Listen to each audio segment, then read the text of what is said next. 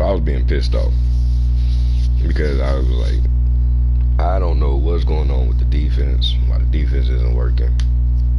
And I'm like, stuff was working before, now all of a sudden my defense isn't working right anymore. I mean, I expect, not having the best players on defense and the secondary that, we would get beat for some touchdowns. But I'm like, yo, this is just turning ridiculous. I'm like, it's got to be something else going on. So I was like, look, I'm just going to go play offense only until I get the right secondary players, because I don't get it. I'm like, the computer can play me as good with poor secondary players, but I can't play the computer as good. I don't get it. So it finally hit me. I forgot that they did change some of the controls this year. So I just spent about like 20 minutes in practice mode, and just trying to look at, the different things that they've done. Because I've been just calling my defensive plays by habit for what I've been doing on Madden for the last who knows how long years, and started realizing like, okay, wait, this doesn't do this anymore, this does this now, or whatever. Pressing right on the direction pad and then pressing the right analog stick to the left, and made it do something different. I'm just throwing out something than what it used to do on Madden. So I'm gonna try this again this game. We are playing 6-1 Tennessee, so they are a good team. But let's see if our secondary plays better now, and I can still get the pressure that I want, while making adjustments for the secondary, and still be able to pull off what I want to pull off. So let's try it. We're going to go to mute mode so that the game audio is just the only thing here. You're not hearing the echo or whatever. And let's see if this fixes everything as far as defense-wise. Or at least fixes some of it for defense-wise.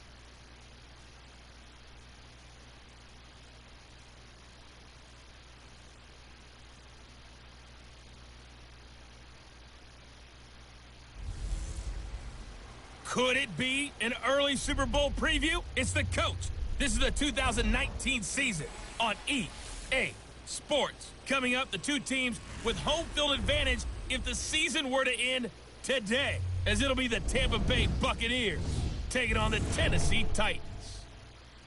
I'll have scores around the league for you at the half, but it's time for a little football. So we'll hand it over to our broadcast team, Brandon Godden and Charles Davis. We welcome all of you to Nissan Stadium on the banks of the Cumberland River in downtown Nashville, Tennessee. This crowd here fired up for football as a moment ago their Titans were introduced. This should be a good one as the Titans get set to match up with the Tampa Bay Buccaneers. With Charles Davis, I'm Brandon Gaudin. Charles, we take a look at this Titan Ball Club entering play. They have certainly got it rolling of late. Winners of 6 in a row. And it's simple. The more you win in the regular season, the more likely you play at home in the postseason, and that can take you deep into January. On the other side of the field for the visiting Bucs, they've got all W's on the ledger so far, a perfect 6-0. Yeah, still a long way to go in this season, but they're showing everyone early on that they intend to be there in the end.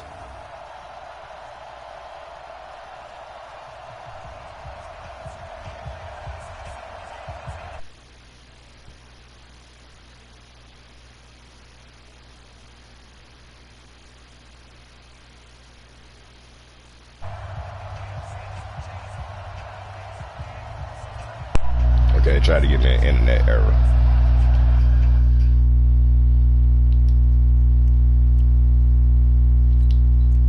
But it looks like everything is fine. See, it said on air offer.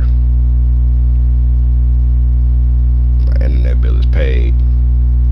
It's flickering right now. But everything is showing up fine.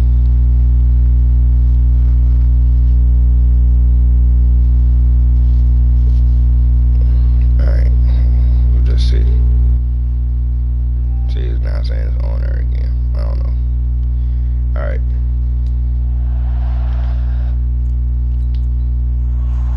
We're about to find out what the defense can do. Reach the halfway point of this NFL season, and we're underway on EA Sports. This fielded a few yards into the end zone.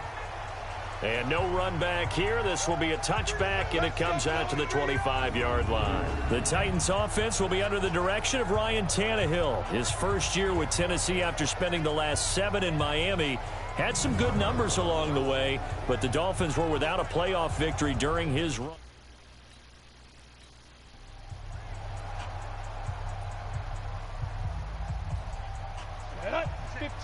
Lonnie, 15 line. Good track. Check 59, Mike is get it. Now a play fake, and it's Tannehill. Under a heavy rush, and down he goes. A bad start. That's a play action pass, so that can't happen. But you're going to keep trying second down. Brandon, if I'm an offensive coordinator and I see an all-out rush like that, I file it away because I'm going to use their aggressiveness against them as this game goes on. I'm going to hit them with a screen soon.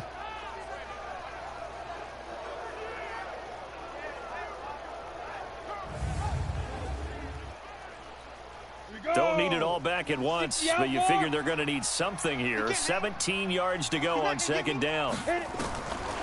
Now Tannehill. He'll get this one into the hands of Lewis. No gain on the play, and it'll bring up a third down. And now we get a peek at the Titan offense. And the play of this offensive line is going to be so important in this game because we saw the sack a minute or so ago. They've got to be able to give their guy time to throw. That means communication and being physical is vital. Otherwise, this could be a long game. And I don't think this is the script they had in mind for their opening drive. This is 3rd and long. From the gun, here's Tannehill. And that will be incomplete.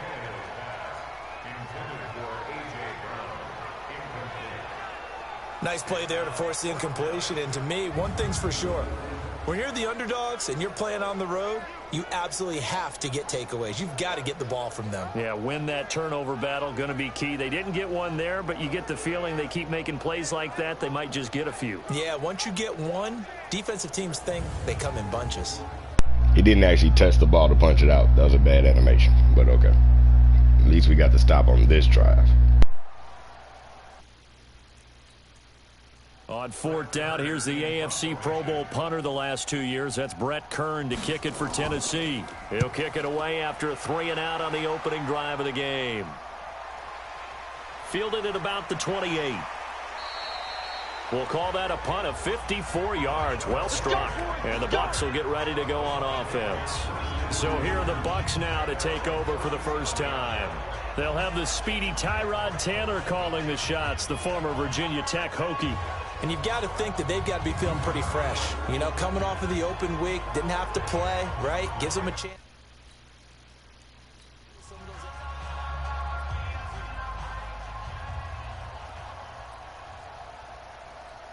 Ready. 18 Gator. Oh, here we go. Oh, 55. Right there in the middle. 55. Oh, day point. Check. Hey. Check. 55 to Mike. On 1st down, it's Taylor. And that is incomplete. He couldn't hold on through the contact. Brings up 2nd down. Timing route. And a peek now at the offense for Tampa Bay. Expecting him to be and they open. should come in pretty well rested because they had their open week last week. Ideally, all teams want to have that open week later in the year rather than this early. But you make do with what they give you. So you take the time off, rest up, heal up, and come in ready to play. 54 Mike. Let's get the ball. Watch 54. 66. Pull it. High. Watch the out. Watch the out. Alert flare. Alert flare. Flare. No.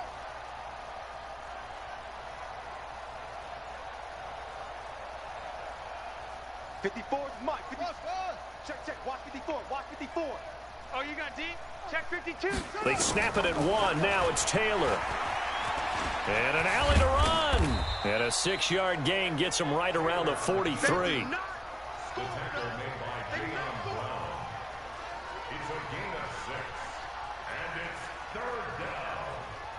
Got an extra defensive back out there for the Titans now here for 3rd down.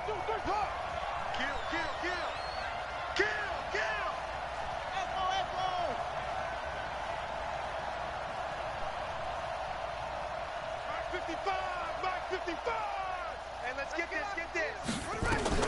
Taylor. He gets it to Brown, complete.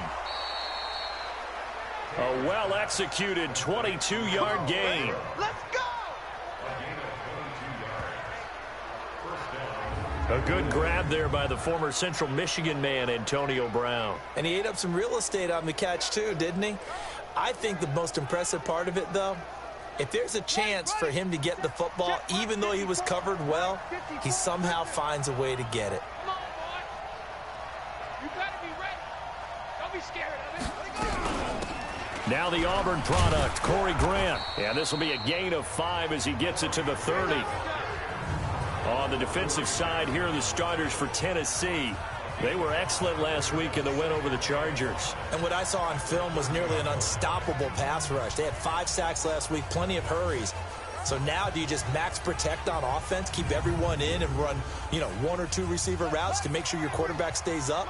We'll soon find out.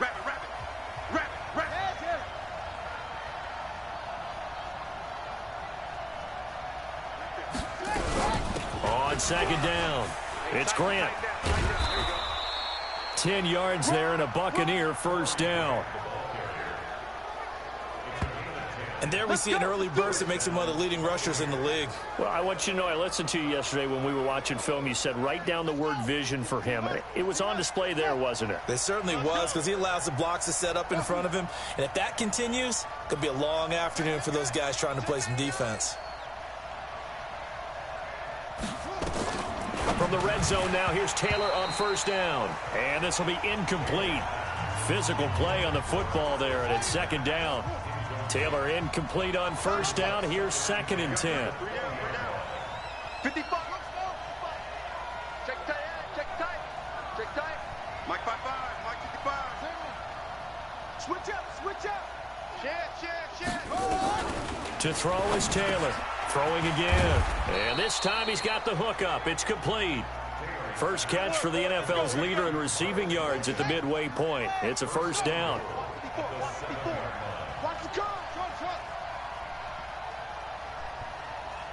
Alert 3.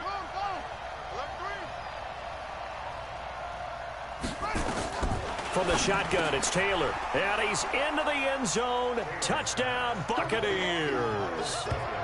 Miles Boykin, his 11th touchdown of the year, as his guys are able to strike first here in this opening quarter. This crew, they were on a roll going into the bye week that they just had, Charles, so sort of picking up where they left off. And you and I both know that when you come back off of an open week and you've been winning games, you should get a few extra days off in order to recharge and refuel. But coaches often hedge their bets, too. They'll bring them back and work them really hard that first practice back to make sure that they're back and grounded. Whatever they did, formula looking good so far in this one. Now the try here for the point after.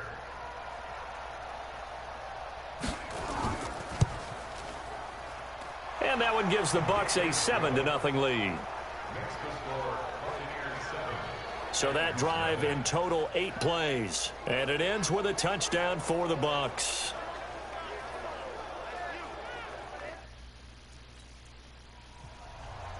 The kickoff unit is out on the field, and they will send this one away. This is fielded at the goal line. And he's up past the 20 to the 22-yard line. And here comes Tennessee as they get set to take the field. And a 3-and-out on that first drive. We'll see if they can do better here. They should have a better opportunity because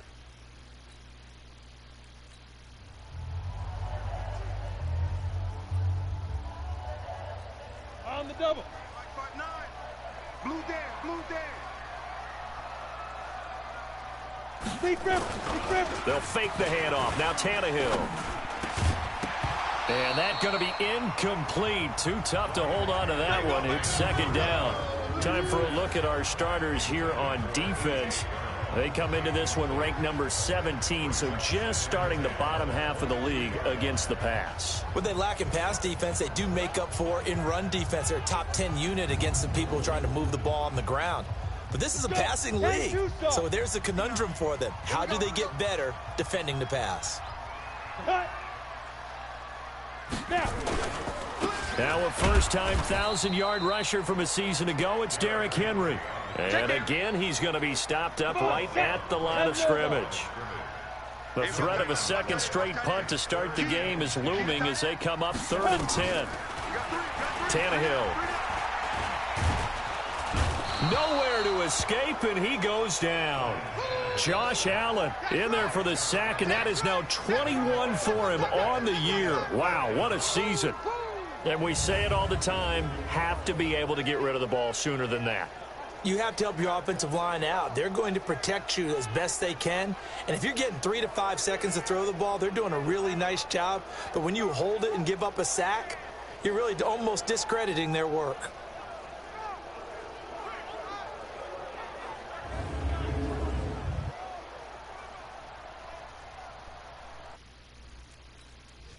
Here's Brett Kern now as the drive goes backwards, so he's on to punt it away.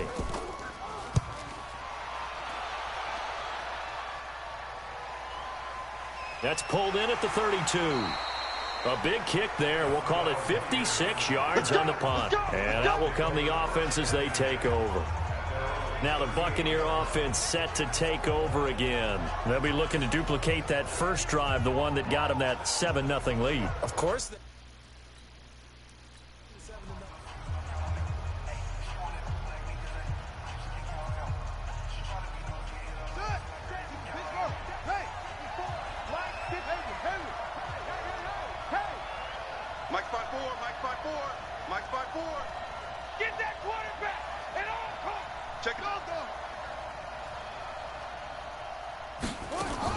They'll throw on first down with Taylor. Got a man over the middle, and it's complete. And he'll be taken down, but not before he gets into enemy territory. It's a gain of 16, first down Tampa Bay. I know many people like to throw to the tight end, maybe in a little flexed out position because he creates mismatches with his size. But slot receivers do the same thing with their quickness, their speed, and their route running savvy.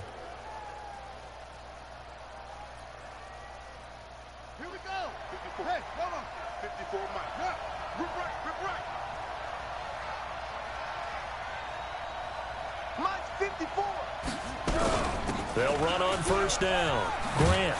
This will be stopped about 2 yards shy of the marker. 8-yard gain, 2nd and 2. 8 yards the gain on that last run. Here's 2nd and a couple.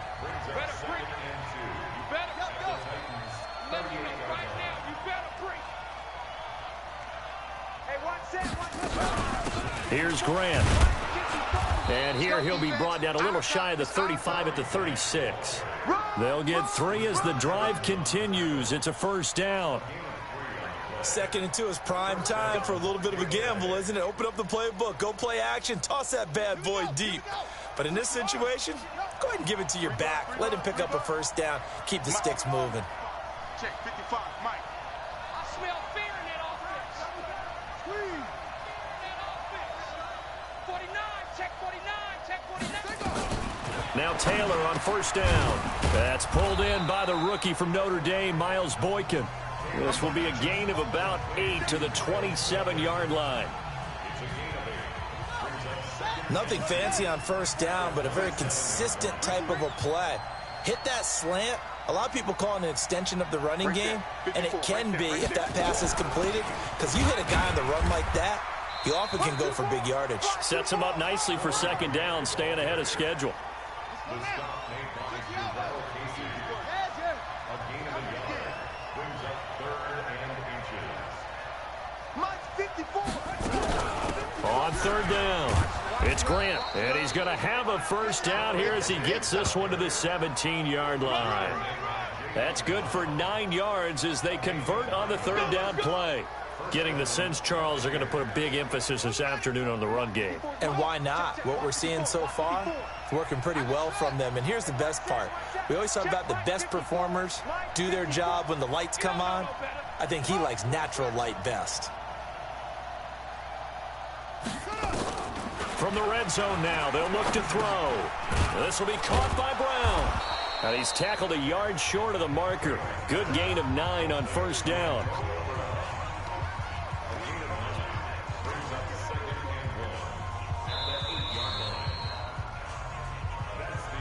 After 1, 7-0 on EA Sports.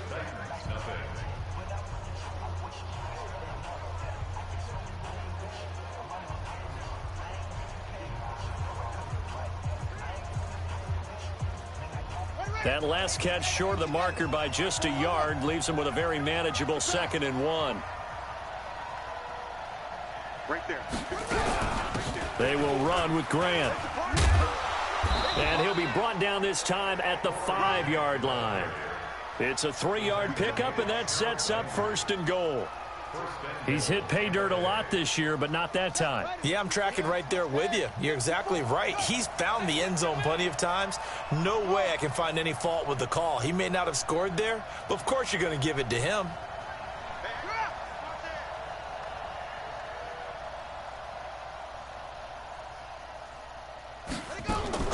Out of the gun, it's Taylor.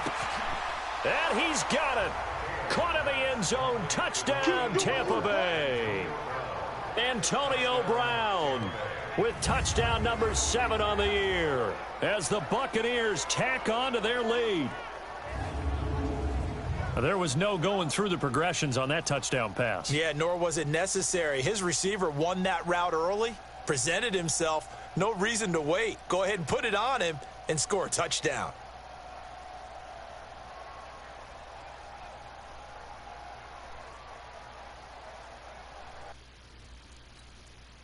Now for the point after.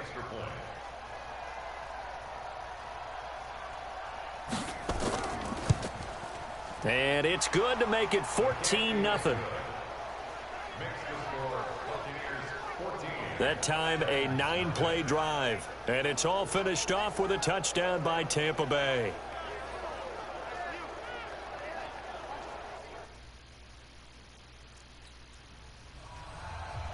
Out is the kickoff unit as they run up and send this one away. This fielded a few yards into the end zone. And no run back here. This will be a touchback, and it comes out to the 25-yard line. A reminder, later tonight, Sunday Night Football will see a game in the NFL 100 series, a rematch of the very first AFL-NFL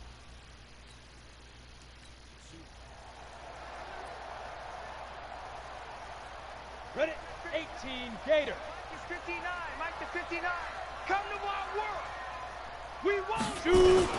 On first down, Tannehill.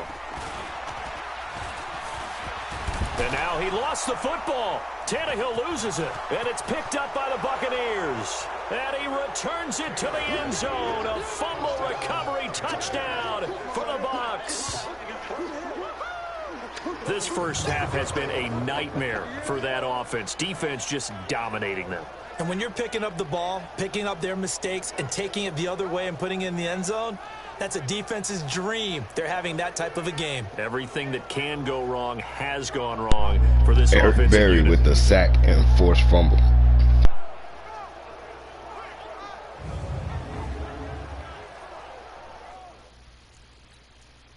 Extra point forthcoming.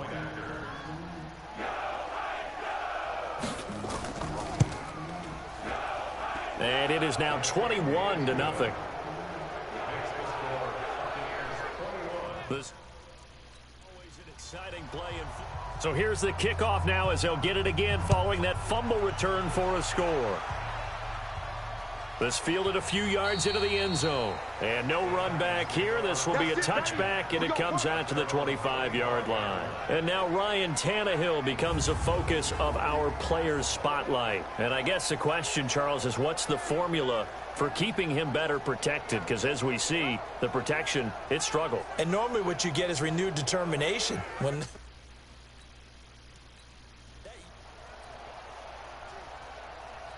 Ready up. 59, Mike. Check, 59. We own them. We own them. Five. Now a first down throw, Tannehill. And pressure coming, and they got him once again. Josh Allen in there for sack number 22 on the year. And, folks, that's just a half sack shy now of Michael Strahan's record of 22 and a half set in 2001.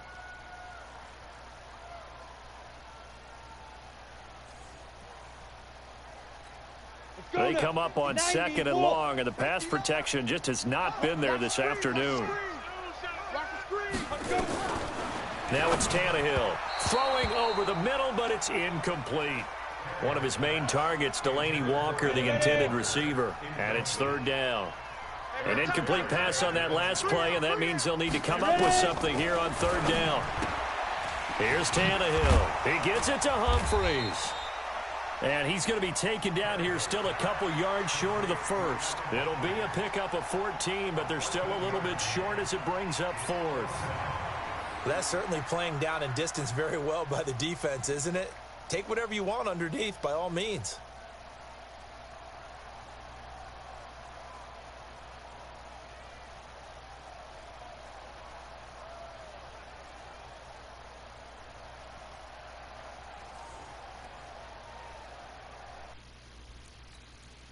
Here's Brett Kern now as he's on to punt for Tennessee.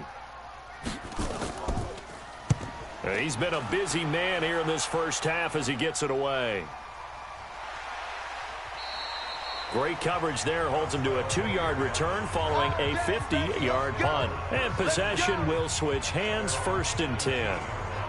Here comes the Tampa Bay offense now heading back out onto the field. And right now they're saying, hey, let's keep this going.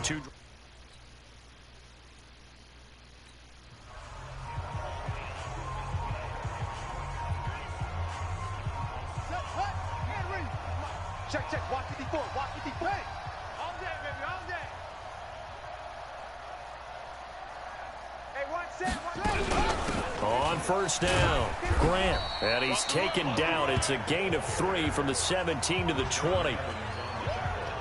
They tried a quick hitter inside, but that one was swallowed up because what they're hoping, those big defensive linemen will take the bait and move laterally and open up a crease that they can run through. Didn't happen on that play.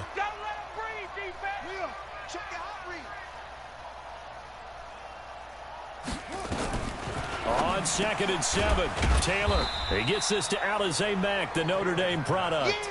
The reception good for 7. It's third down. Not a big window to throw. Coverage wasn't too bad there. Yeah, they had him under wraps pretty well, but somehow able to muscle his way open and catch the ball. Mike's 54. He's crashing. He's checking crash.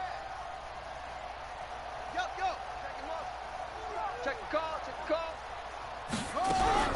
On third down, it's Grant, and he's got the first as they'll bring him down at the 28-yard line. Officially a gain of just a yard there, but they do convert on 3rd and inches. Just about every coach we talk to says the crowd shouldn't affect us. That shouldn't be an issue. And in the next breath, they talk about taking the crowd and taking them out of the game by picking up first downs and keeping them at bay. I think we just saw an example of that there, didn't we? Important to do, especially early in the game like they have. One set. Check Mike 54. Mike 54. Oh, yeah, I'm coming. Kill. On 1st and 10, it's Taylor. And he's got his man on the out route. First down, Tampa Bay there, a gain of 13. Well, that tight end position, it just seems to continue to evolve every year in the NFL. Yeah, you're getting really terrific athletes. A lot of them maybe were wide receivers at one point. They continue to give you speed, great hands, and big bodies, which make them excellent targets for quarterbacks.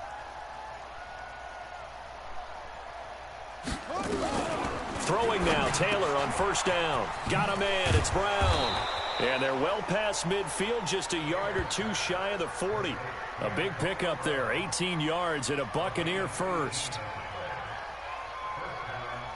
If you're going to blitz, likely going to leave you in man coverage with this guy, and that is less than ideal. It is, because just about any offense that has an elite receiver, if you blitz and have him in man coverage, you're going to him, even if he has an elite defender on him, because he usually knows where the ball is before the defender does.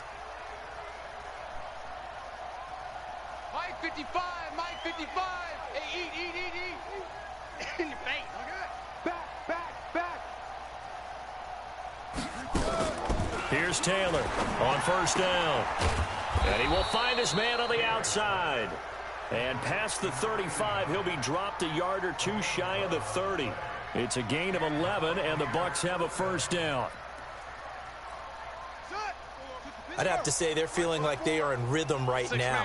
Things are in sync, aren't they? Team's winning, got a nice little margin on the scoreboard, completing some passes, and they just completed another one for a first down there to the tight end.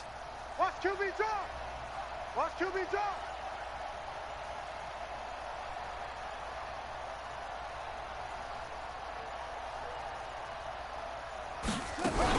They'll run on first down. Grant. And he's going to be met at the line of scrimmage and taken down. The tackle was by the Boston College product, Harold Landry. And we've hit the 2-minute mark in this first half of action.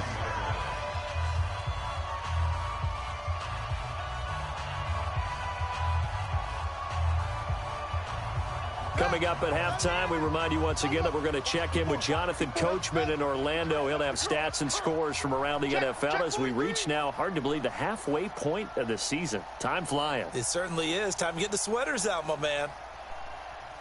Whip. Hang on. Watch the whip. Looking to throw on second down. Taylor throwing middle, and it's complete. They'll wind up getting 10 back as that sets them up for third down. Some think the teams really won't throw a slant route unless you have a receiver that has a lot of stature to him. But sometimes the little guys, they get lost in there. People can't really locate them, and they run that quick cut on the slant, and oftentimes they can turn it into big plays. Watch the run.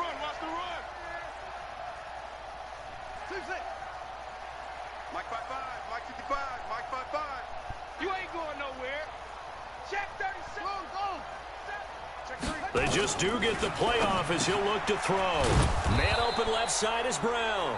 And they've got it inside the 10 at the 8. They're able to convert on third down, and that sets up a first and goal. Got to say, I was a little surprised to see him, Charles, come out in the shotgun on third and less than a yard. Yeah, but the way the NFL is nowadays, we hardly ever see anyone really run for it on short yardage. So they're going to throw the football more times than not. That was a nice, easy rhythm throw right there, and they pick up the first down. A chance to really cap off a big first half here as they come up on first and goal.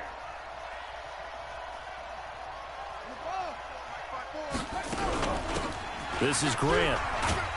And he will maneuver his way down to about the 7. Now the Bucs going to use the first of their timeouts as they'll stop it with just over 40 seconds to go in the first half. The line of scrimmage, the 7 now on second and goal. Mike 55. Check 55, Mike. Hey, here we go. Hustle. Mike 55, Mike 55. Check. Mike, hey. Right there in the middle, 55. Here we go, let's go. Let's bring it. Check. Now it's Taylor. And he hauls it in for the Buccaneer touchdown. Antonio Brown with his second touchdown of the game, number 8 on the season, as the Buccaneers tack on to their lead. I heard a coach talk about those late-in-the-half scores, especially ones that give your team a pretty decent cushion.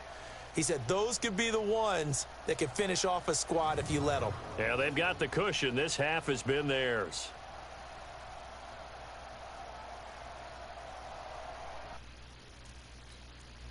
No going for two. They'll kick the point after.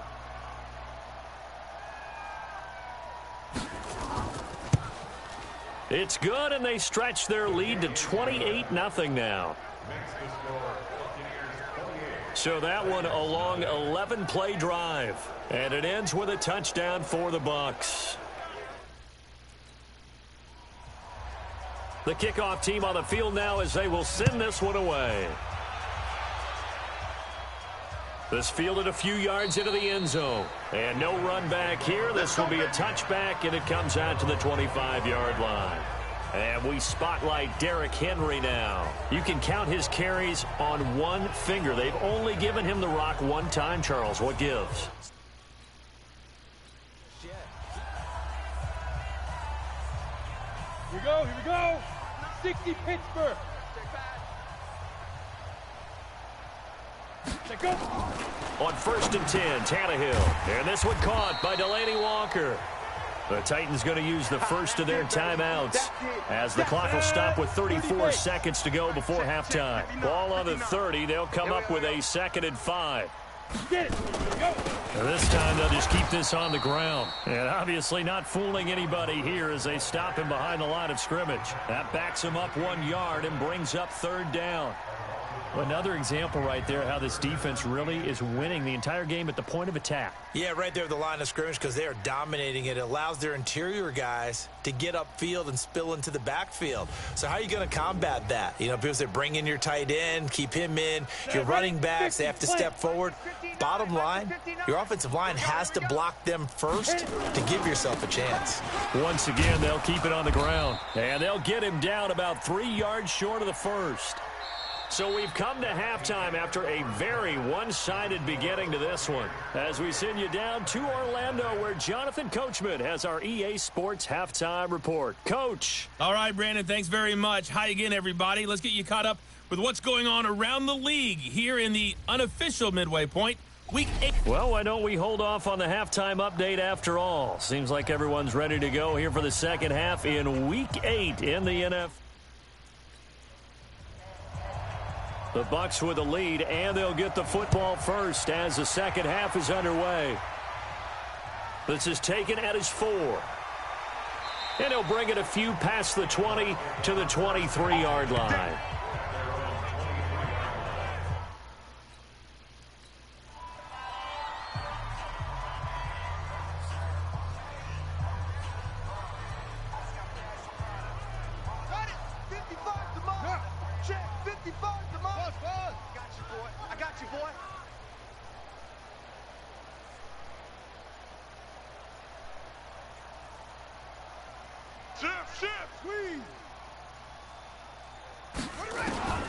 Throwing on 1st down. Taylor.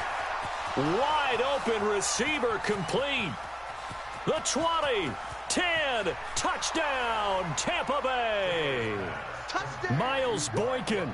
77 yards as his guys continue to pour it on. In order to lead in a game, you're going to get plenty of contributors, but that's his 2nd touchdown catch of this game. He's one of the key guys in this one. And you better believe he'll be looking for the hat trick here as this one continues to go.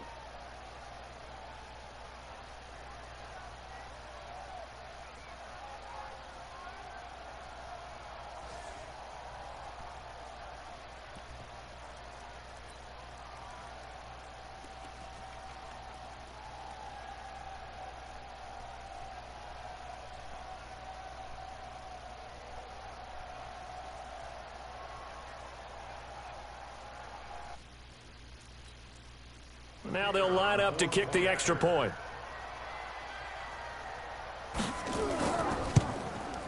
And he's been a busy man, 5 for 5 now as he knocks another one through to extend the lead.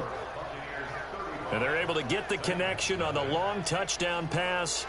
And that's one of the easiest drive summaries you'll ever see. One play, touchdown.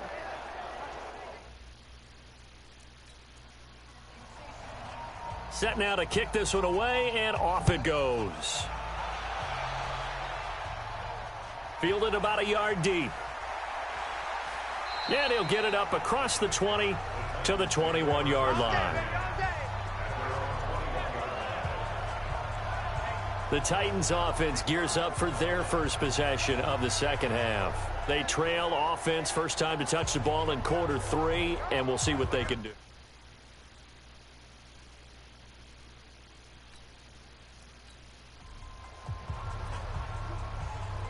Down. 60 yards. Check 59. Hey, let's get that ball, D. Let's get that ball.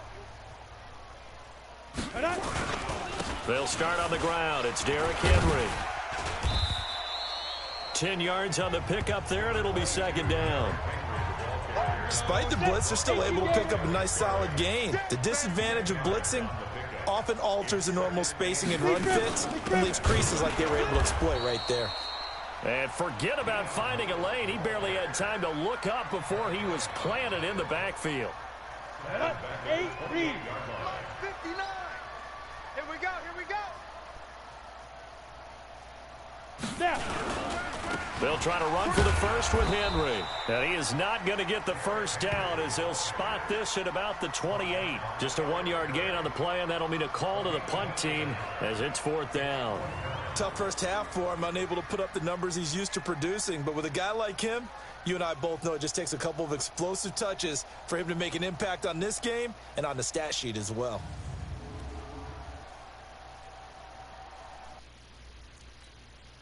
Here's Brett Kern now. He's been one of their few bright spots so far. He gets us away. It's a good one, drawing toward the sidelines. And they won't risk defending a return here. That one's out of bounds, and it'll be spotted at the 14-yard line. And Tampa Bay trots out there now. And following that long touchdown pass, a one-play drive last time, we'll see if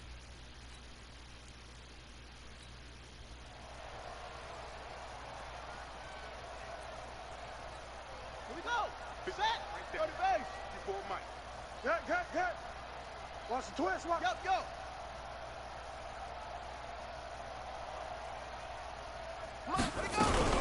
on first down, it's Grant, and he's going to lose yardage here back to the 14-yard line. It's a loss of a yard there, and it's second down. I like the strategy. Extra tight ends, extra beef. They want to run the football, but that means they probably want to run it inside. If you get strung out on the perimeter, you're in peril. Yeah, we saw the result, negative yardage. Mike 55, Mike 55. Hey, eat. All right, T, let's go. Check. On second and 11 now. Taylor, and he's got his favorite target yet again. It's complete. And he's got it past the 30 before he's hit and dropped. A big pickup there, 18 yards and a Buccaneer first. And he's certainly been a huge factor in this when he's got the 2 touchdowns to his credit. Now they look to him again. He picks up the first. Yeah, I can hear everyone saying, well, why don't you cover him, double him, triple him, do what you have to do. But sometimes they get locked into such a groove and such a connection, it doesn't matter how many guys are in his area. He certainly looks to be in that groove right now. From the 32 now, here's first and 10. Get that ball. Spawn. No.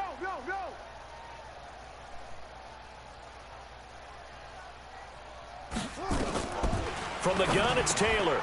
Throw left side complete. That's Brown. And they bring him to the ground just shy of midfield. 17 yards on the play and a Buccaneer first down. Slant route's effective no matter who's running the route and catching the ball. But when you have a receiver of that stature, you have to be a little bit more precise throwing it. You don't have the same catch radius with the bigger targets. Mike 55, Mike 55. Liam, coming to you. Big edge. Taylor now on first and 10. Oh, he's able to outmuscle him here as he pulls it in. Let's go. Another big gainer that time. This one goes for 19 yards. When this offense can get their tight ends involved, they can move the football. Here, a nice route, able to look it in, and picks up the first down.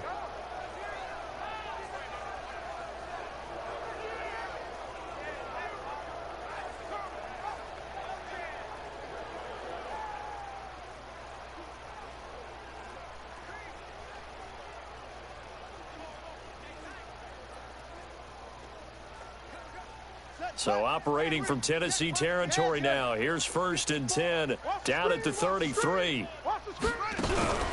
They'll run it now out of the gun. And that play going absolutely nowhere as he's belted before he could get out of the backfield. This offense has had a lot to like in this game. I don't know that last play, though, is going to make the highlight reel. It's not going to make the highlight reel, but it will be the focus of the film session that the team has to sit through. I've sat through those before. Never any fun. You're always excited about your good plays, and they actually fast forward through those. All right, that was good. All right, great. They get to the bad ones and really illuminate them. Not cool. Now on 2nd and 13. Taylor, he completes this one to Mack. And he's going to have another first down as the tackle's made at the Titans' 19. And with that last play, he's now up over that 300-yard mark. And in today's NFL, it almost feels routine. And I hate that when you talk about a 300-yard passing game. To me, 300 yards still signifies excellence, and he's achieved that in this performance. 54 is Mike. Inside the red zone here, they'll look to throw. Over the middle, it's complete. A good pickup there, 8 yards on the first down completion. And he's over 100 yards now after that last catch. Already, of course, leading the NFL in receiving yardage. So he's done nothing at all to hurt his cause, to stay in that spot. But I've been so impressed with how he's gotten it done. Body control, route running. How about the way he competes for the football at the end of the play? 4 yards on the play. That's going to lead to 1st and goal. Mike 5-4, Mike 5-4. They'll try and run for it on 1st and goal. And he'll be stopped up after only a couple of yards as he gets it down to the 5. Well, they certainly had success throwing the ball on this drive, and not as much running it as we just saw once again on that last play. Stopped after a very short gain. But I wouldn't abandon the run totally, because otherwise, pass rushers just tee off on your quarterback. Makes it very, very difficult for him in that situation. Mike 55. Man, I got you. Mike 55. Right there in the middle, 55. Watch the screen. Screen. Check three. On 2nd and goal, Taylor, and he's got it. Caught in the end zone, touchdown, Tampa Bay.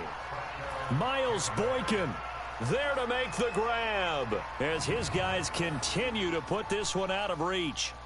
And this is obviously quite a performance, and most of the time when we talk about someone putting a team on their back, I think we're talking about a guy who runs the football. In this case, it's a guy out wide catching it, and he's done exactly that, truly leading his team right now towards victory. 3 touchdown catches. He's been the headliner.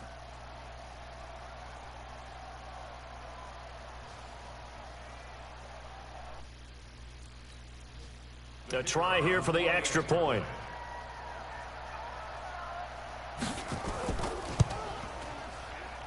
And the lead grows even larger here in the 3rd quarter. A 10-play drive that time. And it's all finished off with a touchdown by Tampa Bay.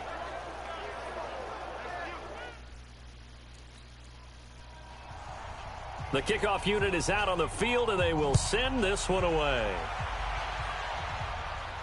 This will be taken in at the 1. And he'll get it up to about the 26-yard line, just across the 25. And here comes Tennessee as they get set to take the field. These guys had to punt their last possession, and that's become too familiar of a refrain. Too many of these drives.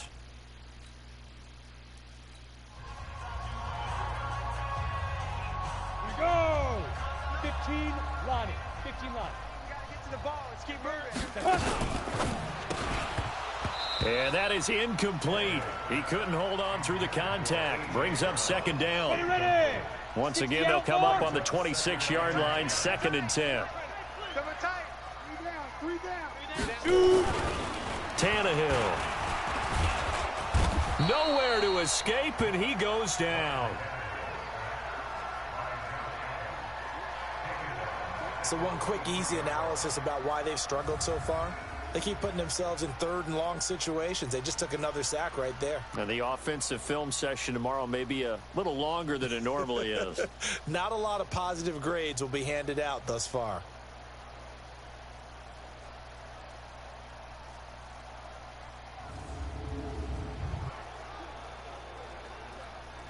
These guys have punted 4 times already, and they're staring at a 5th, barring a conversion here on 3rd down. Here's Tannehill. They set up the screen for Henry. And he's able to get this one up to his 30 before he's out of bounds. 8 yards on the screen there, not enough. And it'll be 4th down. That was bad Madden because Derrick Henry would have lowered his shoulder and tried to run over him and got the first down in real life. First down, but the defense got there and finished it. Here's Brett Kern now. He's been terrific so far. And he deserves a bronze leg as he gets this one away. Going to the end zone, going to the end zone. They keep it in, they did. They kept it in. It's down and close to the goal line at the 1-yard line. You rarely call your punter a weapon, but he certainly was there. How about that? Pinning him down at the 1-yard line and helping out the defense in a big way. I'm telling you what, if I'm a defensive coordinator, I might be thinking safety right now. Here comes the Tampa Bay offense.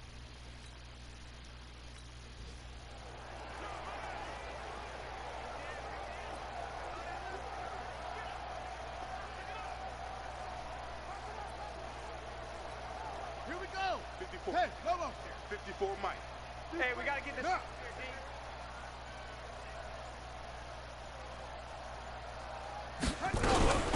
They'll run on 1st down. Grant. And he'll get him a little bit of breathing room across Woo! the Slipped his ass. 6-yard line. Woo! Bringing him down defensively, Jayon Brown. Brings up 2nd and 5 at the 6-yard line. That's the end of the 3rd quarter of play. And that is going to do it for this 3rd quarter of action. We'll return with more after this break.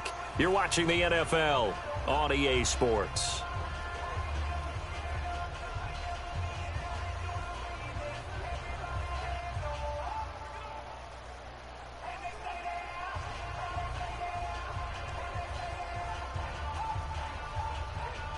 The 1st down run got 5. Here's 2nd and 5. You must be getting tired of seeing me. Go. Mike 55, Mike 55. Hey, They go back to Grant. And he'll take this forward only up to about the 7. 5 yards on 1st down, but now just a 1-yard pickup there on 2nd. Partner, we know today's NFL is really built around the guy throwing the football.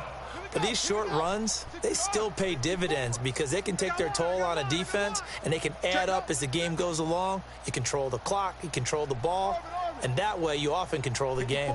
54 is Mike. Check. Watch 54. Watch 54. Watch the slant. Hey, watch that. Check Mike 54. Mike 54. Here we go. Taylor now to throw on 3rd down. He gets it to Brown, complete. And they'll get him down up past the 15. 10 yards there and a Buccaneer 1st down. He's been the go-to guy. They needed a big play there on 3rd down. Went his way. It worked out. Doesn't matter whether they've scouted it or that they think he's going to get the ball. He has a knack for finding his way open and completing the connection. Right there. 54, right there. 54, Mike. Pump him. Slam.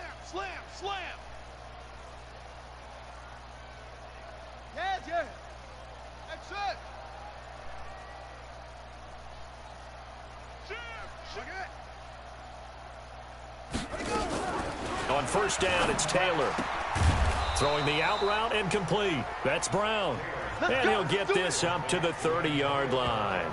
That's good for a Buccaneer first, a pickup of 12 yards.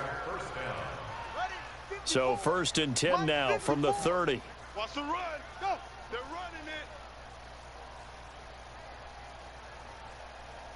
54 is Mike. Check. Watch 54. Watch. They'll run it now out of the gun. And he gets this to the 35. Good for a gain of 5.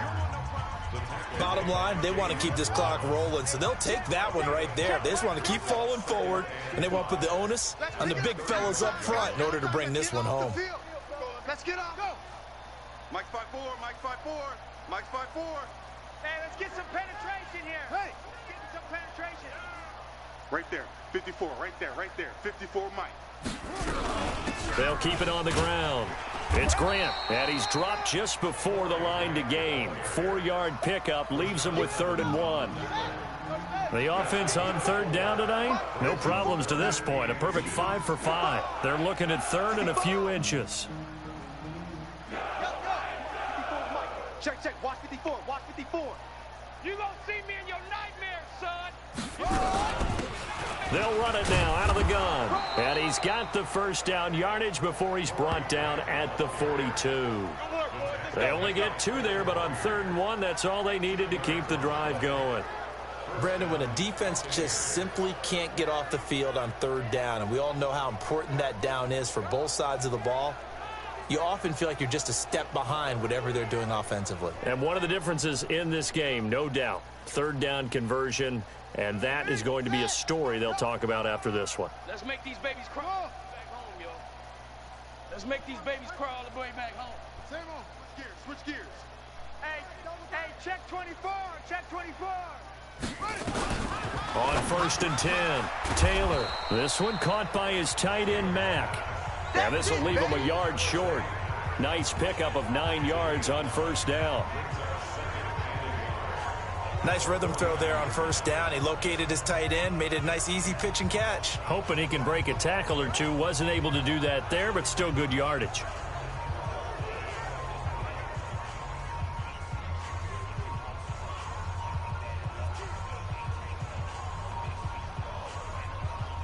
That last catch short of the marker by just a yard leaves him with a very manageable 2nd and 1.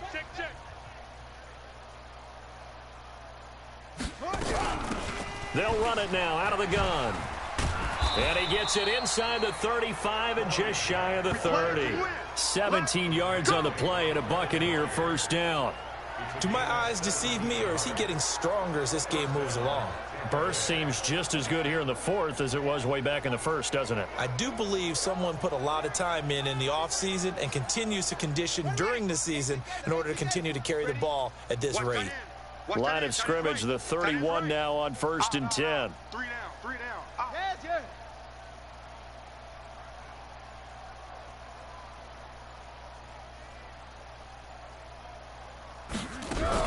They'll keep it on the ground. It's Grant, and he is going to be stopped cold behind the line of scrimmage. Yikes, a 4-yard loss really sets him back now for 2nd down. Brandon, it's clearly a running situation when you're up in the 4th quarter.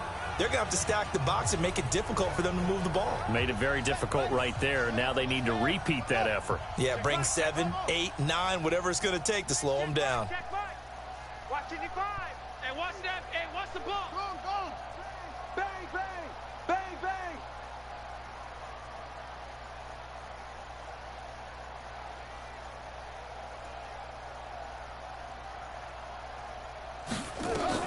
Throwing on 2nd and 14. Taylor. This will be caught. It's Mack, the tight end. And we are inside of 2 minutes left in this lopsided affair.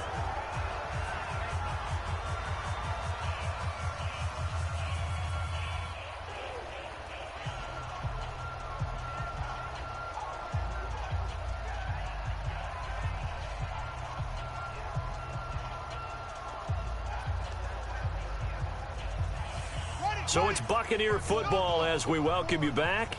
They've got a 3rd down now as they look for one more 1st down to help salt this one away.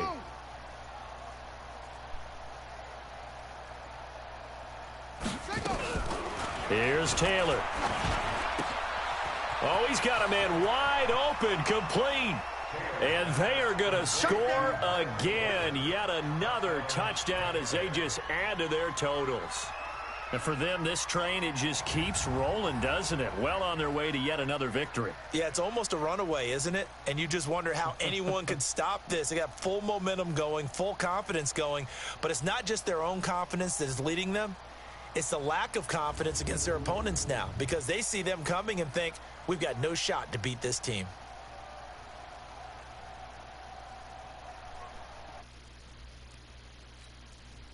Still an important piece of business to take care of, the extra point. Now this one was over a while ago as they just add on to their big lead. That one in the books as a 12-play drive. And it ends with a touchdown for the Bucs.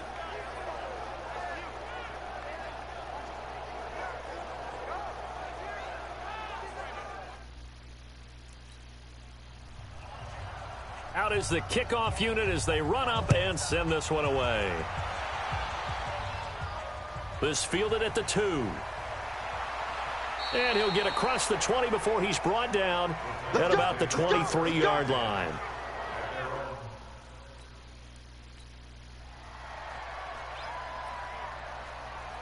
Ready, set. 59, Mike is 59.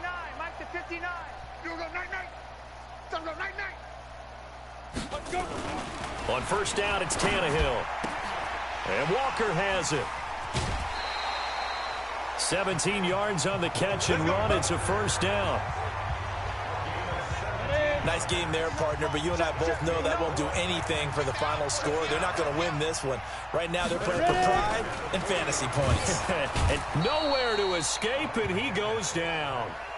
Josh Allen in there yet again. What else is new? He continues to rewrite the record book in single-season sacks. We've been around this league for a while, and many coaches never pull their starting quarterback, almost no matter the situation. In this case, though, I think he's got to make a decision. He's taking a pretty good beating out there. Yeah, and with the deficit, maybe not wanting to risk an injury. So now 20 yards to go on second down after the sack. Work to be done. Tannehill. And that's going to be incomplete. Good effort there, trying to take a shot, but it's third down. An incomplete pass on that last play, and that means they'll need to come up with something here on third down. A shotgun snap for Tannehill. He finds Humphreys. And out across midfield down to the 45. You know I'm going to lean towards the defender, right? You know I'm going to do that. I know. That's a tough situation for him as I see it. But the truth of the matter is, that ball was not streaking towards him. Had a little arc on it. He's got to find a way to get his head around and make a play on the football. Now you've got to hustle your guys to the line and get them set. Throwing middle, but it's incomplete. Corey Davis, the intended receiver. But now it'll be third down. They come up now 3rd and 5 following the incomplete pass. To the air again, Tannehill. Now a desperation throw deep downfield. And unable to connect, incomplete.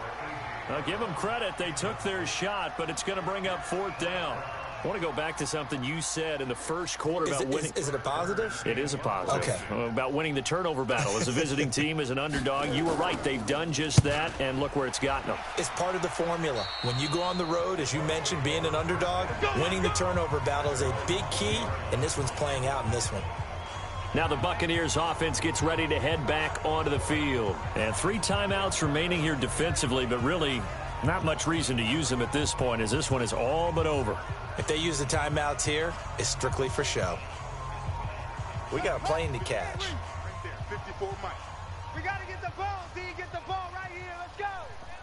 Save. Go. No. Me. Off. Mike 54. Mike Squeeze. He's tired of me. He's tired of us. Oh, Taylor going to throw. Looking left side, it's complete. He's got it. And now a fumble. The ball's out. And this one's going to go out of bounds, so no recovery. But on 4th down, a change of possession anyway.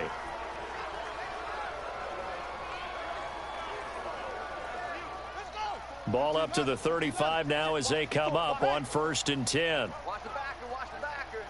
What? 13. Check 13. They'll run it now out of the gun. And he'll get this up to about the 38-yard line. So now with 6 seconds remaining, we get a timeout on the field. The last run got 3. Now here's 2nd and 7. Target. Red alert. 25. 25. Check 25. Quick the edge. They'll keep it on the ground. It's Grant. Give him 4 on the carry, and it'll make this a 3rd and about 2. And now we'll get a timeout here. They're able to stop it with 1 second to go in this game. Check 55. Let's go. Here we go. Watch that, watch that, watch that.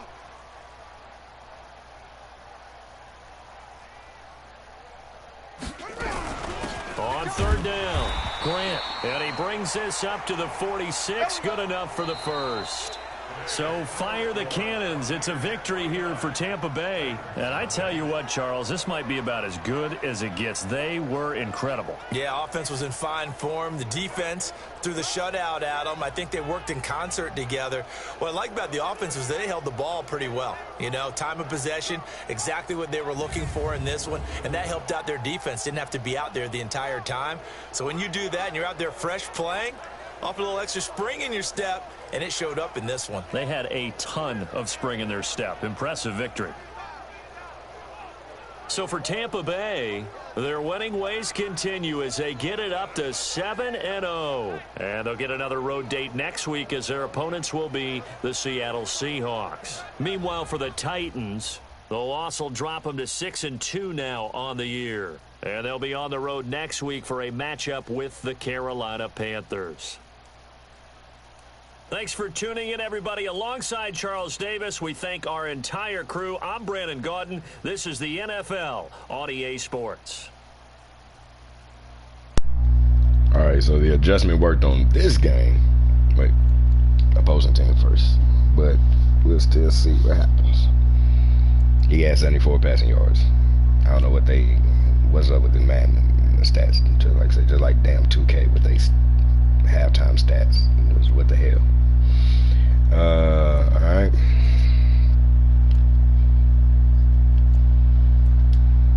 Tacklers. They were stopping the run. Could not run against them the way I wanted to. Got a couple tackles for loss. Well, 2 players had a couple tackles for loss. No sacks. That's the big deal right there. They didn't gain turnover, so no need to look there. For us, we did get a forced fumble. Let's see. Trevor Williams, 4 pass deflections. Alizé Mack, again, don't know how he got a damn pass deflection. Eric Berry, he had the forced fumble. He might be actually the defensive player of the week. Derek Shelby had a fumble recovery for a touchdown. Well, Shelby had a sack too, though, didn't he? He might. Let's see if he had a couple tackles. He had 2 tackles for loss. Okay, he didn't get in on that sack. They didn't give him credit for that sack. All right, so Josh Allen has now set the NFL record for sacks in a season. Eric Berry also there with a sack. Mason Foster had a sack.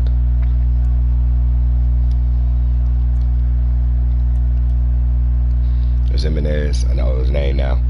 Josh Allen. He had a sack. A tackle for loss. And then total tackles was Eric Berry.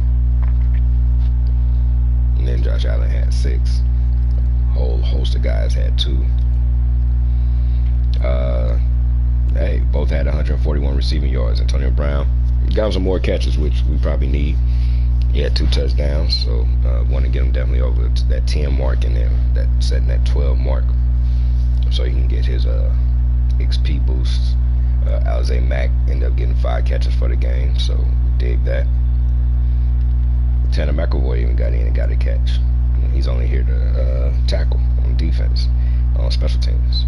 So he got him 86 yards rushing. I think that still is going, on average, even though we got him down to 3.4 on the average, but on average for the season, that would still push him over 1,000. I think he got to get like 79 rushing yards a game. Only 2 incompletions for Tyrod Taylor. 93%, 400 yards, and 6 touchdowns. That's the game we want to look for him. That's worth $13 million a year. That right there. All right. So even still, the last game I played, I think when I was playing Tennessee before, and I quit at halftime, because I'm like, man, there's just something wrong. The game just felt like it was completely just glitching crazy. So I stopped the game. So we replayed it here. We spent like 20 minutes in practice mode, seeing how we can adjust defense and stuff so we can stop coming on an all-out blitz and getting beat over the top for 80-yard passes every damn play.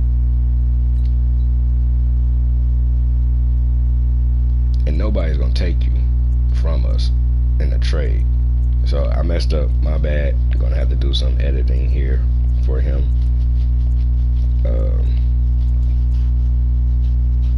Yeah, this ain't gonna work.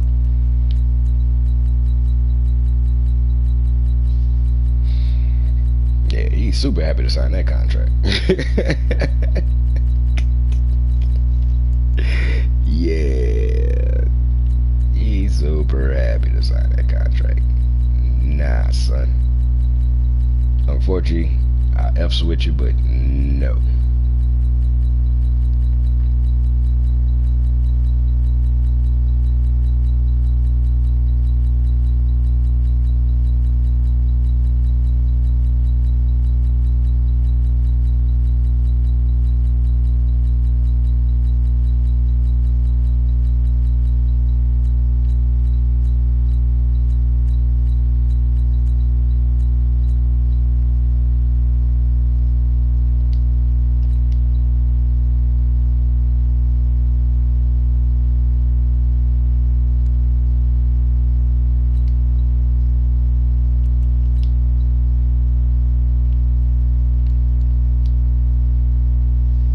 That's what we were trying to give him.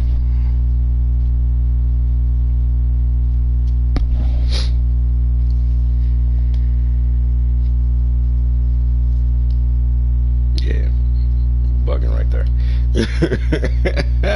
So that's why the other was like, oh yeah, you a big spender award. And I'm like, why do I get the damn big spender award? And then how come I don't have money to sign other players? That's why. Alright, so that's the per year contract. So wait a minute, hold on, damn it. So now I just thought about, who else did we already sign?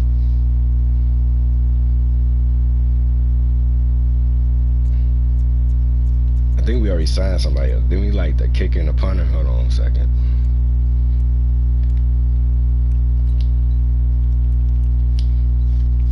Bruh, I'm bugging.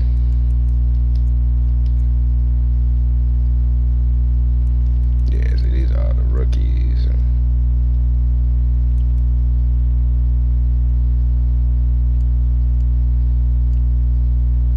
Yeah, I'm bugging. Okay, we didn't re-sign the kicker and the punter yet. Okay. Bruh, I'm bugging. I'm Alright, that's fast a week. Sorry, dude. But at least you got a job for another 7 years. Wait, what happened? Oh, you know what? Just because that happened, let me make sure that Luke, the computer didn't sign Luke Keegan to a contract.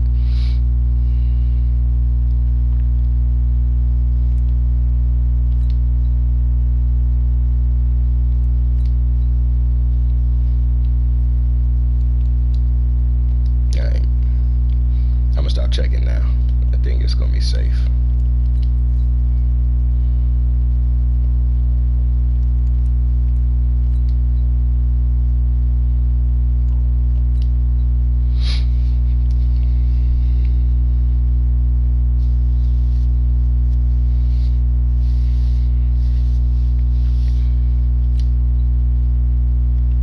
Damn it, I meant to get a damn screenshot before we left the game. Alright, so Tyrod, player of the week. That's what's up. Now here.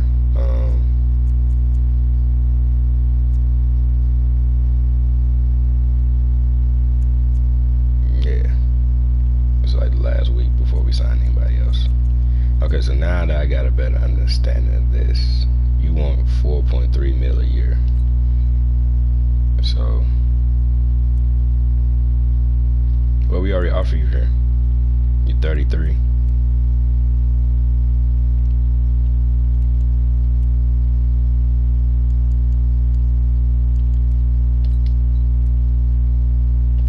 You're gonna use his trade bait. Anyway, we not keeping you. We trading you away, bro. We're not gonna keep you. Don't get happy with that contract.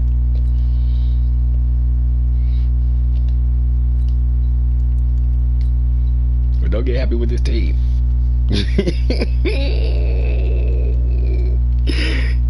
See, so anybody that hates owners, if you play this mode, you get to understand why some of the owners act the way that they act. We have re-signed this dude. Hold on.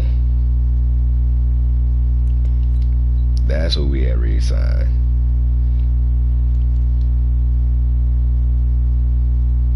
But that's still not a bad contract. So, yeah, trade him away too. So y'all gonna be both trade bait. We might double y'all up, get y'all to somebody. All right.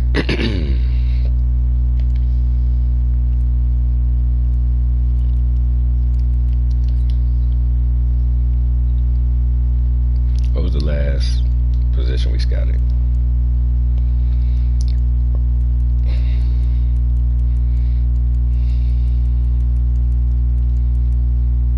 Middle linebacker. Okay.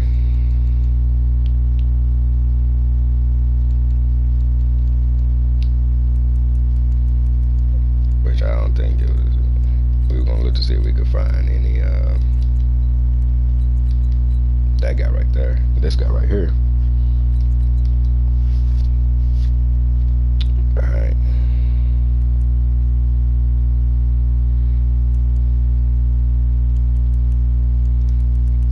Let's see.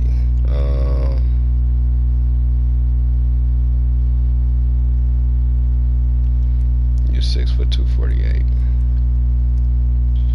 You're 5'11", 239. B plus, B, B minus, B plus, B, B minus.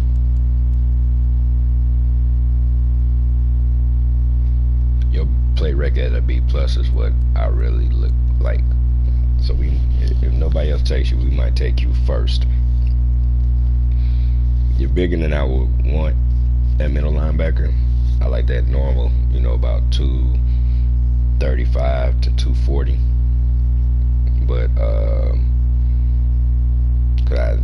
just the natural, just thinking of speed, you're at 6 foot and 248. I would think you're a little bit slower. But sometimes the game just makes anomaly players or whatever.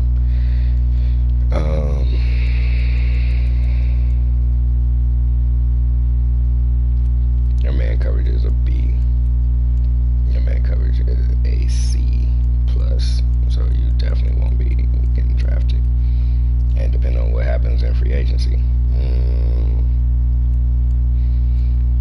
Was it the cornerbacks I was looking at to play safety?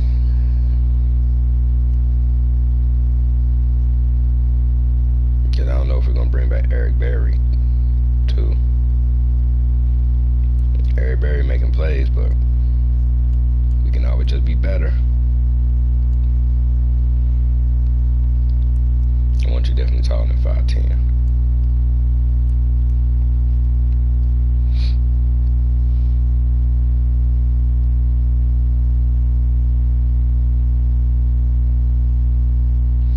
Let me just look at the regular safeties first. See, it could be a gym in here. Did we already go through all the O-linemen?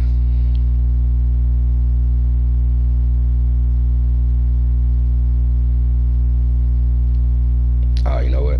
We can't take you because we definitely got to get the O-line straight. Let's just go through all the O-linemen. Let's focus on O-linemen. Alright, so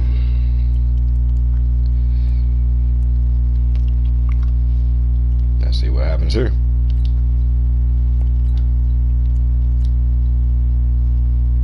Doubleheader. Still early. It's only 9:10 a.m. Central Standard Time. March 31st.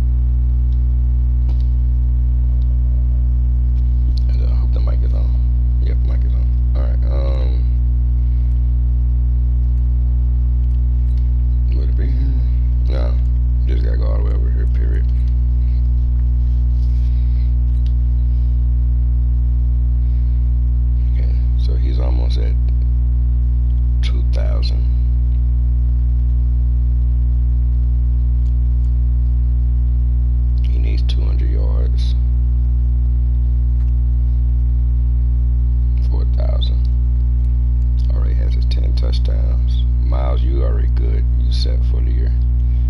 Antonio definitely got to get more catches too. More catches, he's gonna get more yards.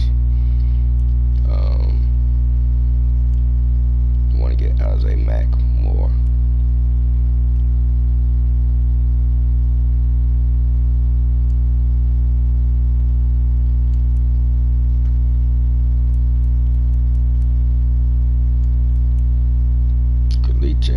Giving up 3 sacks for the season.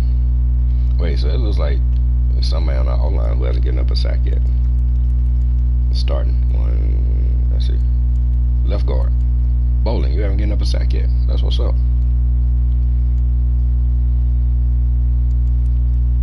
Yeah, nah, because he only got 61 tackles. That's not going to have him in the.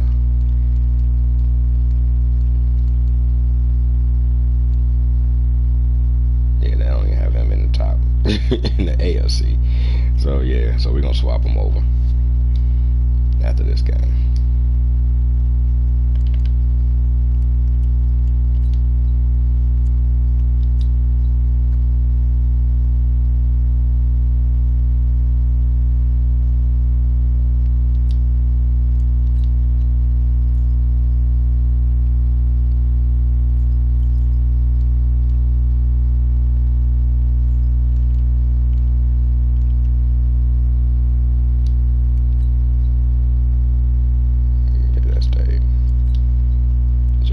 And I gotta run to the restroom real quick while it loads up. Okay, let's go. Mute. Run to the restroom.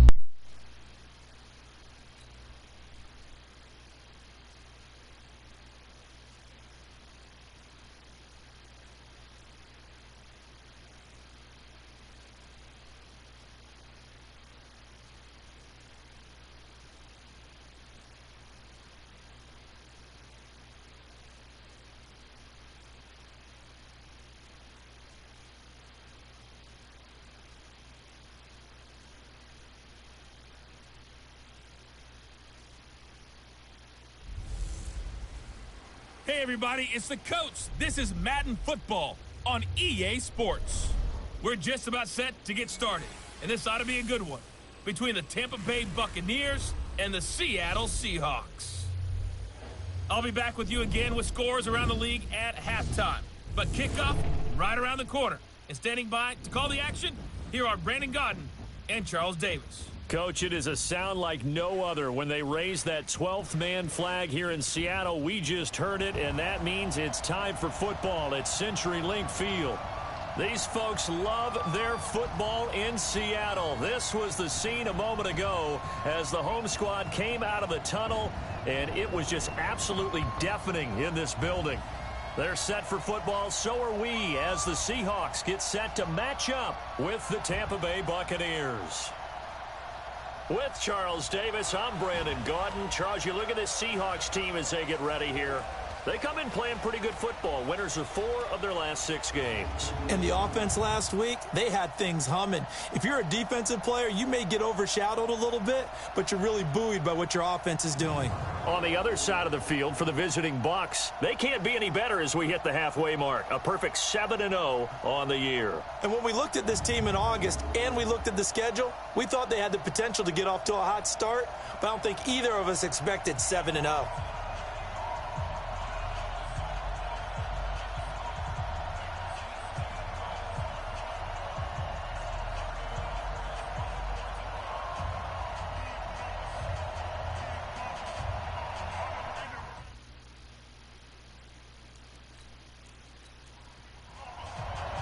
The first 2 months of the regular season down. What will the final 2 bring us as we're off in Week 9?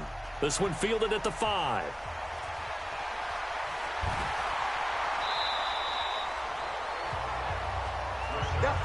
So out come the Seahawks now for their first possession. They're led onto the field by their quarterback, a man who's made quite the name for himself in the NFL, and that's Russell Wilson. And when I think of Russell Wilson, I think not just of the big plays that he's made, and those are considerable.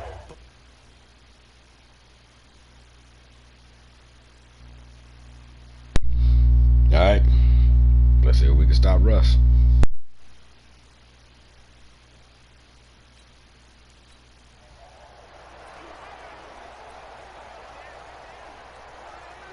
280. Check, 59. Watch the run. This is Chris Carson, 1,000-yard rusher a year ago. Call it no gain on the game's first play. And it's second down now. And with this offense, what about DJ Fluker? Came out of Alabama, could play tackle, could play guard. He's so big, Brandon, I think he plays both at the same time. Officially nothing on that last run. They'll try again, 2nd and 10. Defense, let's go. They run the counter. It's Carson. And this may be a carbon copy as he'll again be stopped right at the line of scrimmage. No gain on that one as it brings up a 3rd and 10. Well, look at the Buccaneers starters now on defense.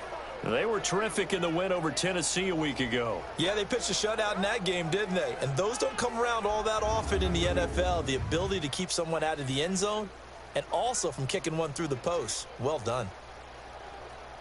2 runs for a net gain of nothing. Now here's 3rd and 10. Set the tone, defense, let's go. From the shotgun, Wilson. And that is incomplete. So the defense able to get off the field here on 3rd down. And it's one of the goals of the game. They've got to be effective on passing downs. It's one of the few things defenses chart. How did we do on 3rd down? That's a nice start for them in this one. 4th down, and out is the all-pro punter from a year ago, Michael Dixon, to punt for Seattle, as he's on to punt for the first time this afternoon. And that'll hit in the end zone. Much too much leg there. That'll be a touchback. So out come the Bucs now for their first drive. They'll have the speedy Tyrod Taylor calling the shots, the former Virginia Tech Hokie. I know teams always talk about having a 24-hour rule after a game, and eventually we end up rolling our eyes, but it works both ways.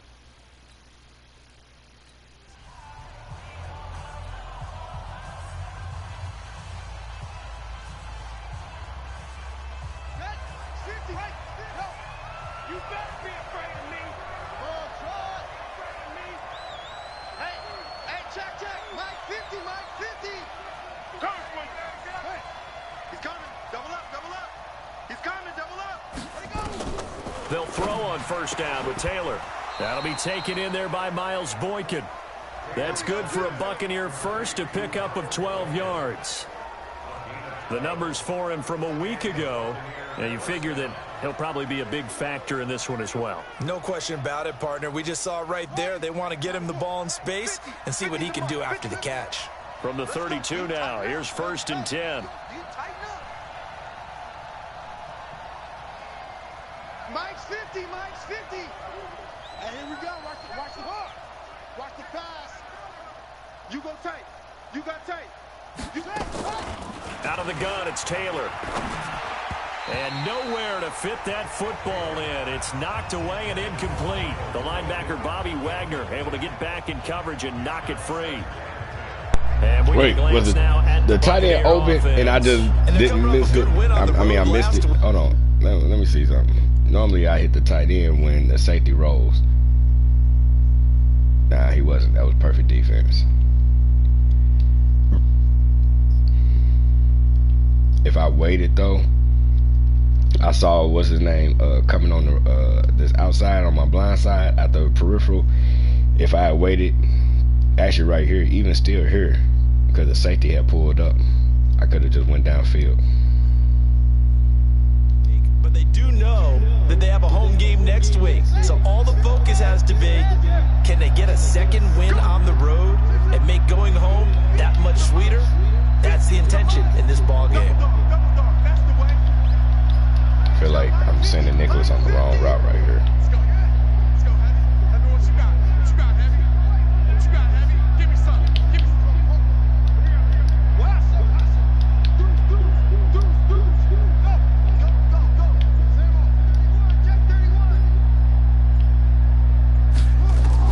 2nd and 10 now, it's Taylor. Damn it. Into a double team, and it's intercepted. Picked off by Brad McDougal. And what a return as he brings this all the way back down to the 20-yard line. I should have stuck with my first thought with That was Nicholas. a really nice interception. I think it illustrates the differences between playing man and playing zone. When you're in man, all you're focused on is the receiver in front of you. But when you're in zone, you're allowed to read the quarterback's eyes and go to the ball. That's exactly what happened on that play. On first down, Carson. And they're going to stop him right at the line of scrimmage. Just no cutback lane to be found whatsoever. 2nd and 10. See, they'll run counters. That's what's got me a little annoyed right now. Is they will On run 2nd counters. down now, it's Carson. And he is met quickly in the backfield. Down he goes, folded like a lawn chair.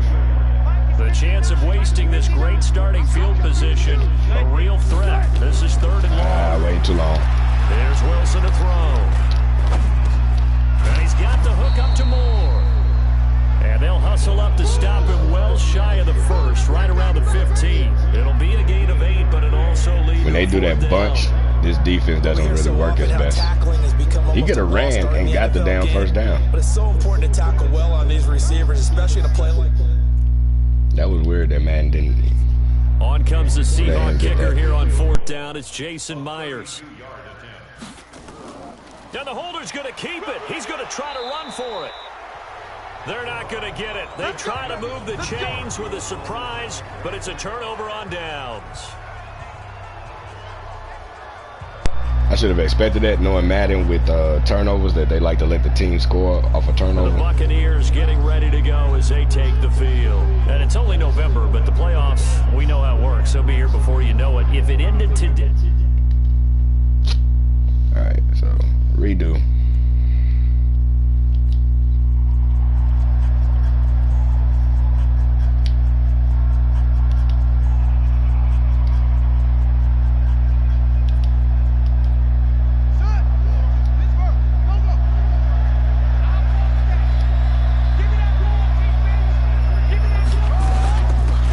They'll run on first down. It's Grant.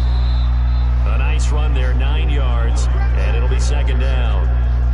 The previous run, good for 9. Here's 2nd and a yard. I don't care if he got that stuff. They'll run it now out of the gun. And he'll go down just shy of the 25 at the 24-yard line. They'll get 3 as the drive continues. It's a first down. Defensively here, you're facing a top 5 team in terms of points scored in the NFL. So when they're that high powered, you've got to find a way to hold them under 20. Because to me, that's the magic number. 20 points scored gives yourself you give yourself your best chance to win. So if they're up around 24, 28, 30, they could be in some trouble. I think so, because then you turn it into a shootout, and that means your offense has to keep pace. Now Taylor on first down. This is caught by Antonio Brown. And he'll get this one way up just shy of the 45-yard line. A good pickup there of 20 yards. That's what we're used to seeing from him right there. Plays like that, why he's number 4 in the league in terms of receiving yardage. Able to make adjustments all along the way. Doesn't matter where he lines up, where he releases from. Working his way into the secondary, figures out defenses and finds weak spots in order to get open.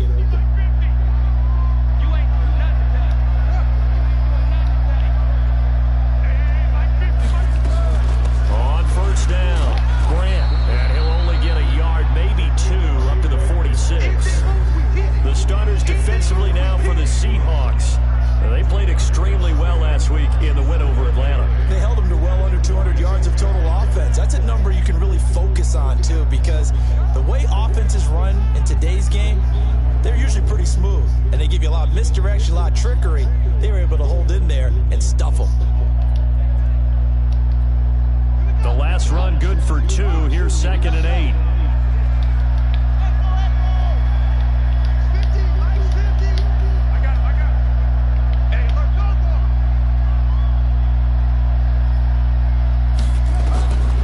Now Taylor.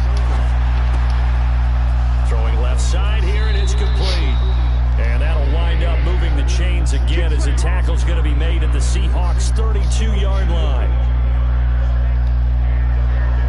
But when you hit him on the move like that, he's able to get into open field with a full head of steam, Oh, boy, it's going to be tough to get him down. Yeah, there was a big window. They're lucky they did get him down. So from Seahawk territory now, it's 1st and 10 at the 32-yard line. Watch the ship. Watch the ship. Hey, watch the ship. Watch the ship. Check 24. Check 24. Check, check, check. From the shotgun, it's Taylor. He pass interference. Intercepted. Picked up by the linebacker, Bobby Wagner.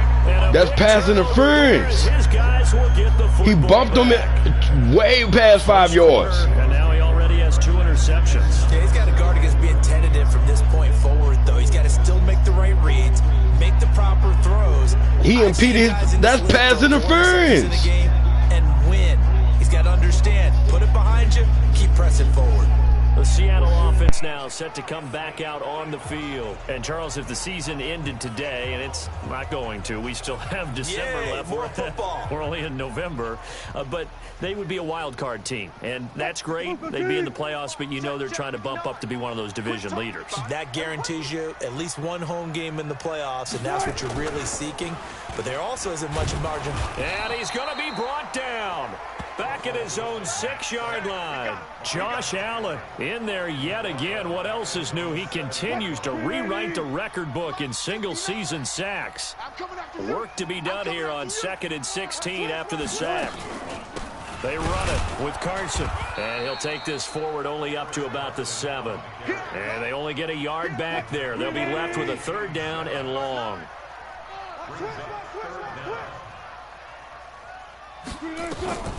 3rd and long. It's Wilson. Josh Allen able to get in there for his 2nd sack of the afternoon. He's the NFL sack leader coming into the game, and now that's 2 more that he's added to his total. He wants some separation from spot 1 and 2 in that sack category.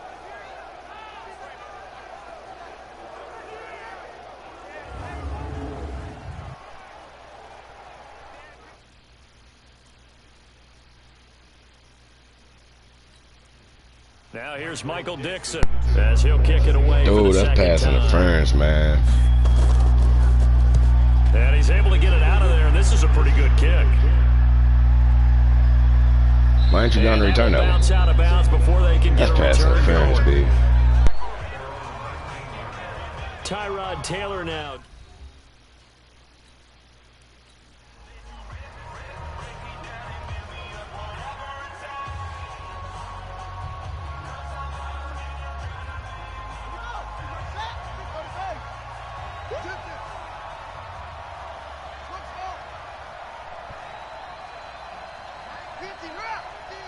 Hey, D-line, let's get in there. Let's get in there. Check 26. Check 26. Trying to shake off the interception from the last drive. He'll look to throw. And he's going to get this one across the 30-yard line. 14 yards there and a Buccaneer 1st down.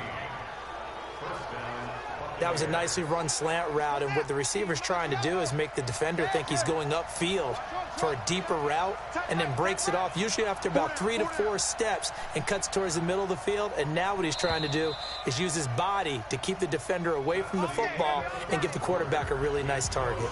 We're scoreless after 1. Strip that ball. Go. Check.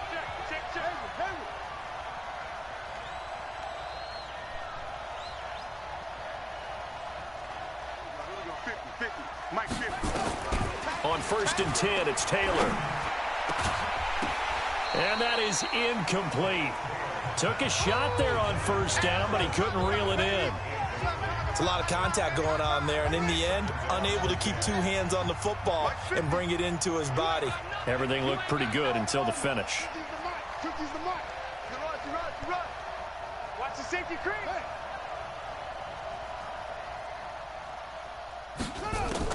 Again, now it's Taylor on 2nd and 10. Nowhere to escape, and he goes down. The former #1 overall pick, Jadeveon Clowney, in there to get him, and that is sack number 6 now for him on the year. 3rd and long. Taylor and company hoping to regroup after the sack. Get that quarterback. D-line, get that quarterback. Under 10. 50, Mike's 50. Hey, watch the screen, watch the screen. Taylor will throw. Space to maneuver at the 40. Got him in. It's Brown. As they finally wrangle him in at the 48. The 21 yards there as they convert on third. Nice catch right there. Brings to mind the sentence, when in doubt, find your veterans. He used to laugh back in the day when they would call guys like him crafty veterans. You get up in your 30s, you're still playing receiver, but you're around that long at that position, you're doing something right. Just remember this. When he was young, he thought the crafty veteran was simply a guy who couldn't run anymore. Now he understands a little bit better. That's good for a Buccaneer first, a pickup of 12 yards. Exactly what they needed right there, because they needed to use the ground game to take some pressure off, because the quarterback's been struggling a little bit.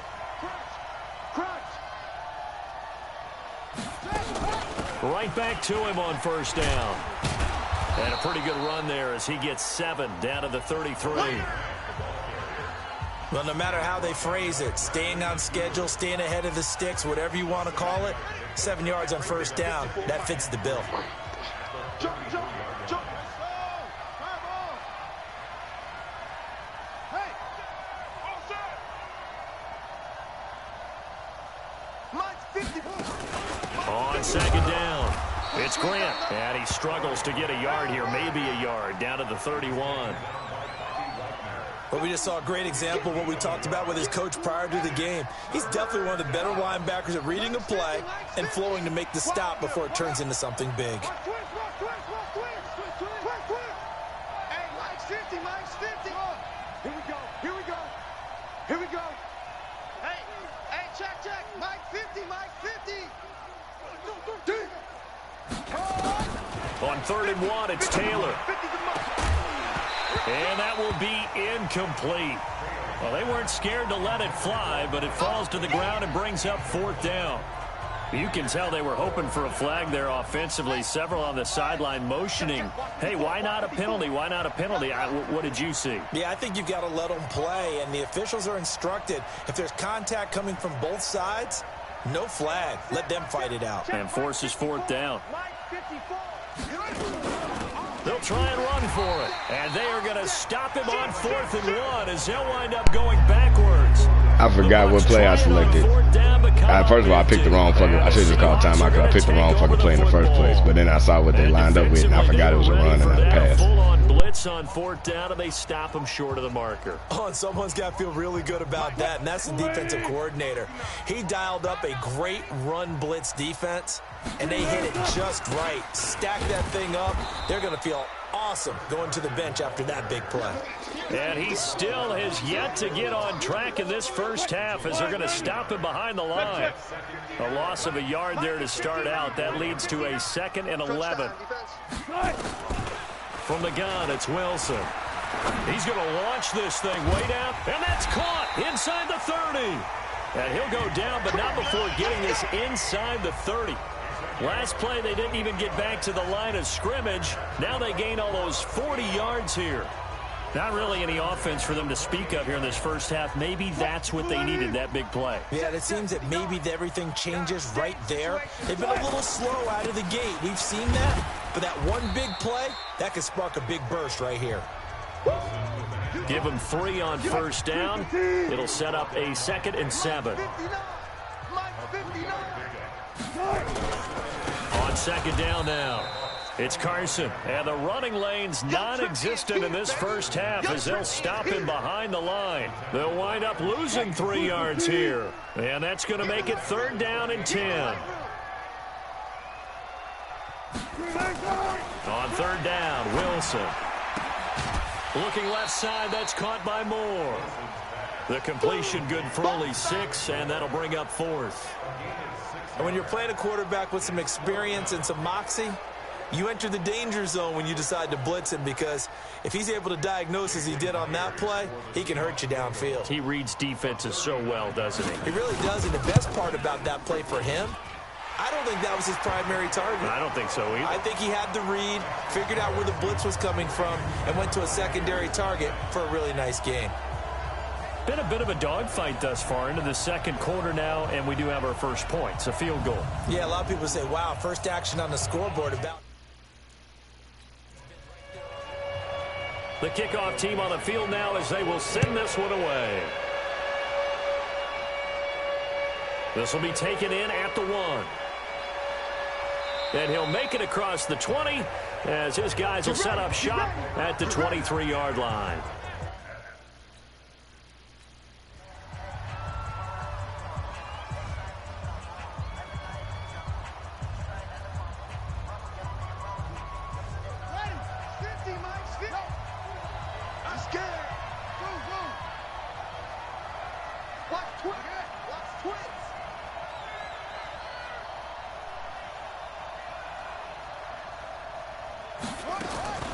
On first down, it's Taylor.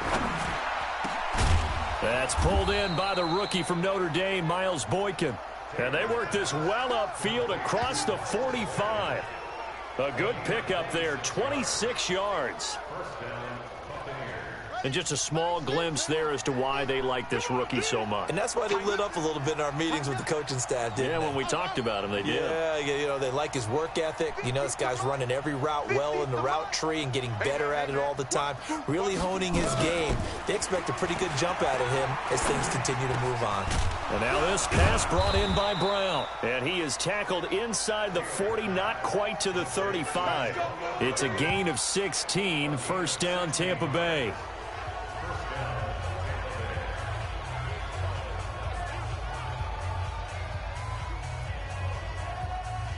And we remind you, coming up at the half, we'll join who, Charles? The coach. The coach, Jonathan Coachman, standing by in Orlando. He'll have stats and scores from games in progress, as well as scores from earlier today. The coach. We get slap happy up here sometimes. Yeah, give him 4 yards there. It'll be 2nd and 6.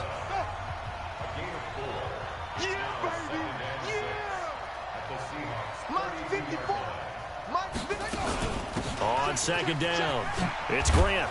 And he'll get this one down to about the 20-yard line. That's good for a Buccaneer first, a pickup of 12 yards. They held him in check in the first half, but that's his longest carry of the game right there. So would this be the definition of fresh legs since he didn't get much done in the first half? Now he has a great opportunity. He's taking full advantage of it. They'll run on first down. Grant. Into the secondary again. And he's into the end zone for a Tampa Bay touchdown. Corey Grant, his 11th touchdown of the year. And the Bucs have taken the lead. And while that touchdown does not give them an insurmountable lead, it's still a lead, and that always feels good to a team. They'd love to take that in. Time left on that clock. So extra point attempt to come here. And this is up and good to make it 7-3. So that drive spanned 5 plays. And to cap it off, a touchdown run of 20 yards.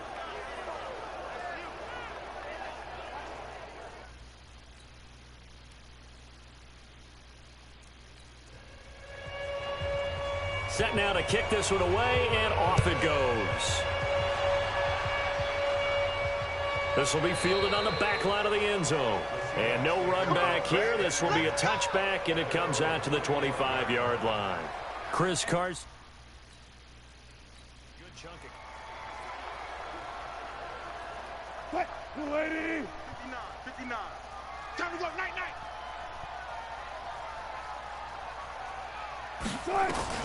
On first down, Wilson. That's into the hands of his tight end, Will Dissly. Now the Seahawks going to use the first of their timeouts as they get the stoppage with a little over 50 seconds to go in the first half. Looking to throw again on second down. Wilson. And they get him down, but not before he takes it across the 40-yard line.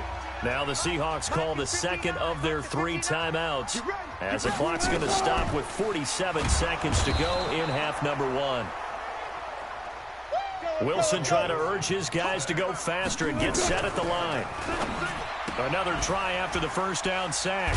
Wilson 6 yards is the pickup, and that'll lead to a third down. Now the Seahawks forced to use their third and final timeout as the clock will stop with 20 seconds to go in the first half. They had the catch on second down, but it didn't help at all, and now they're looking at third down here. Out of the gun, here's Wilson. This one into the hands of Metcalf. Now the Bucs going to use the first of their timeouts as they stop it with 16 seconds to go in half number 1. Now here's Michael Dixon as he's on to punt for Seattle. And the kick's away as he angles this one for the sideline. And this one will not be returnable as it sails out of bounds.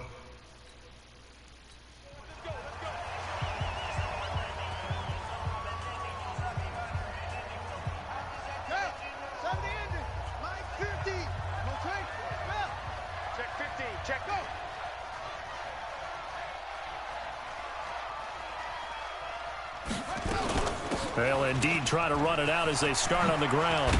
And an anxious moment or two there, but they do get him down. And with just 4 seconds left in this first half, a timeout call.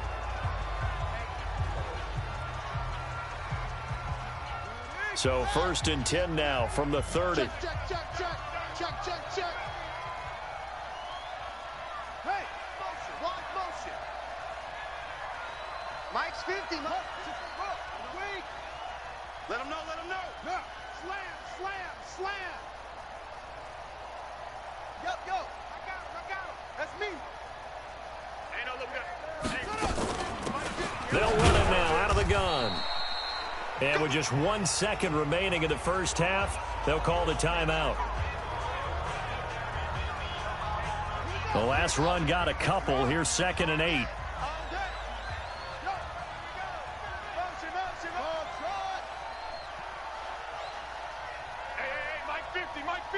Mike 50. Go.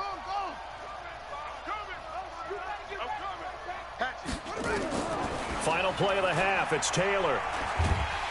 And he's going to go down. Couldn't get a throw. Yeah, I saw him going to Antonio, right? That brings us to the end of this first half of play. So we've reached halftime here in a 4-point game. That was a touchdown. That was the play I was looking for the whole time once we got the ball back. Now is Jonathan Coachman. Take it away, Coach. Okay, all right, Brandon. Thank you very much. Hi again, everyone. Man. Let's get you caught up with what's going on around the NFL as we are officially into the second half of the season. There you have it. Halftime quickly over. If we had Tyreek, I could have been let it go. Because I just would have had the confidence. Look, the safety let him go. That's all I was waiting for, to make sure the safety was going to let him go. I should have really threw it here, but I held it for a second longer, man. That was a touchdown.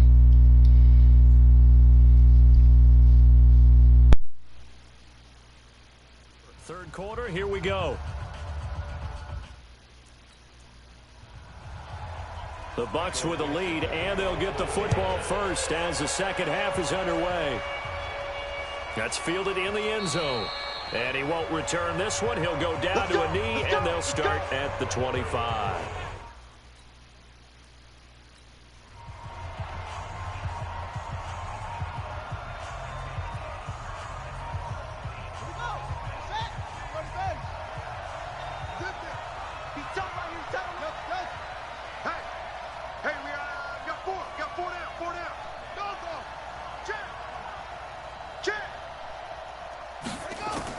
Throwing now, Taylor on first down. He's going deep for Brown. He's got a man, complete. Touchdown, Tampa Bay. Antonio Brown, his 9th touchdown of the season as the Buccaneers tack on to their lead. Not a whole lot to recap on that drive. Just one play, 75 yards to the house. Yeah, it's a long way to go. And remember, rarely is it a straight line 75 yards, too. Got to have a little extra in there. So whatever the final number is, a well-deserved seat on the bench, a little oxygen if he wants it as well.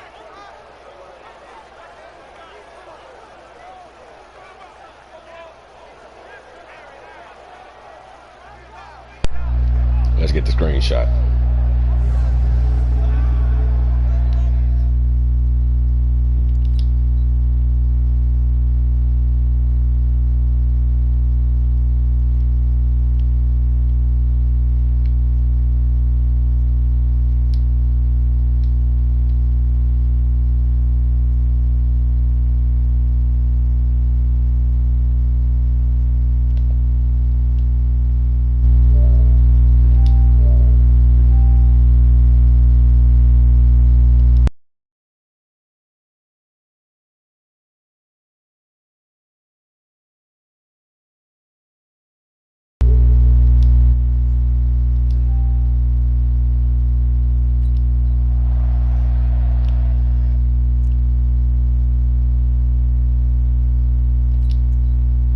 Extra point try forthcoming.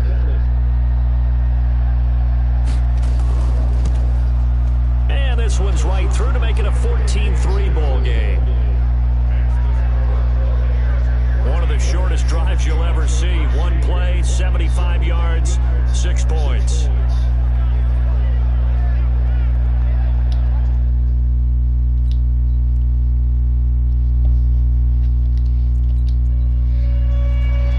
The kickoff unit is out on the field, and they will send this one away. This one fielded at the 5.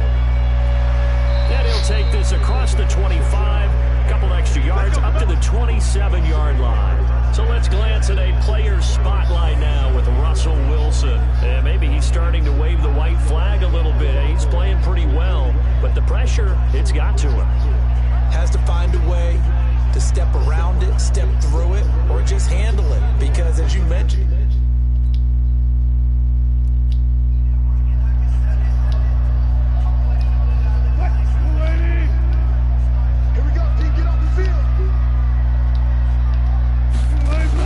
they'll start out on the ground with Carson, and they're going to get him behind the line yet again as his nightmare afternoon continues. Give him a couple on the carry there, 2nd and 8.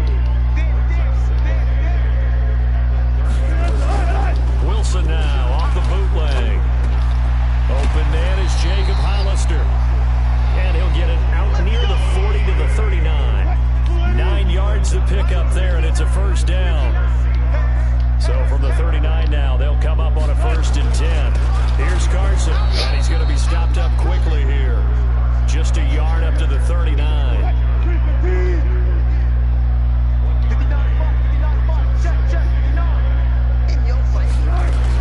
They run again with Carson. And he's across the 40, 3 extra yards to the 43. It's a 4-yard pickup there, and it leaves him with 3rd and 5. This offense in desperate need of a conversion as they come up on 3rd down. Here's Wilson. Nowhere to escape, and he goes down. Josh Allen. Who else? He's in there for his 4th sack of the afternoon. the amount of sacks that they've absorbed in this game is absolutely extraordinary. Let's just face it. This offensive line, flat out, cannot handle this pass rush. It's been demonstrated time and time again.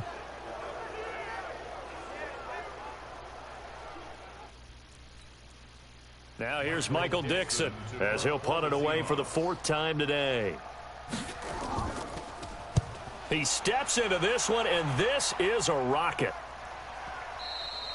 And that is much too long. That's into the end zone for a touchback. So here are the Bucs to take over on offense. They've got the lead right now, and remember, they are riding that very impressive 7-game winning streak, trying to push it to 8.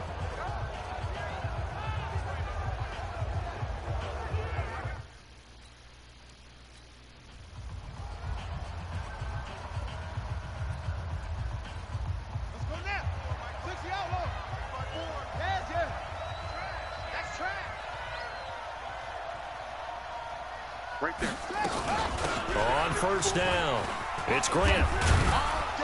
And he's going to get a solid gain of 9 before being brought down. 2nd and right at a yard. The last run got 9. That leaves him with 2nd and a yard. Brings up 2nd and a yard at the 29-yard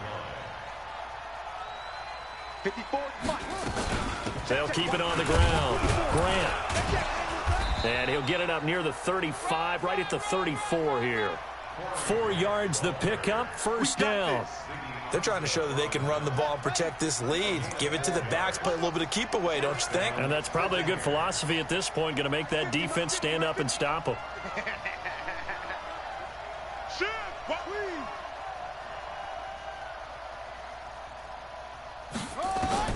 They'll throw on first down with Taylor. This will be caught by Brown. And he gets this one to midfield before he's brought down. It's a gain of 16, first down Tampa Bay. You can see the time and effort and thought that they put into their passing game because it was evident right there. It looks like a simple pitch and catch, but you and I both know that they have planned for this and worked hard to make it happen. You can't block me. Hustle, hustle. 50, 9, 50. Let's go, tight end. Let's go right here now. Let's go, Mike 50, Mike 50. Now watch run, watch run. Here we go, 50, 50. Mike 50. Watch the run, watch the run, watch the run. Kill, run it. From midfield now, here's Taylor.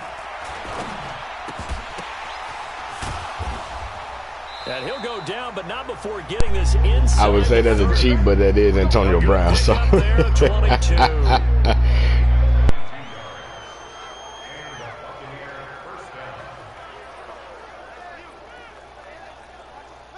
Taylor now hitting on 2/3 of his passes, 10 for 15 so far. First and 10.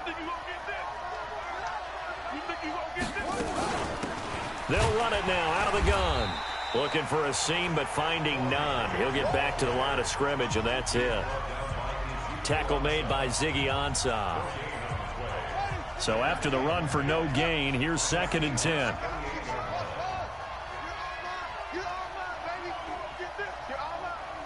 50's the mic. 50's the mic. Silver. Watch out. Watch out.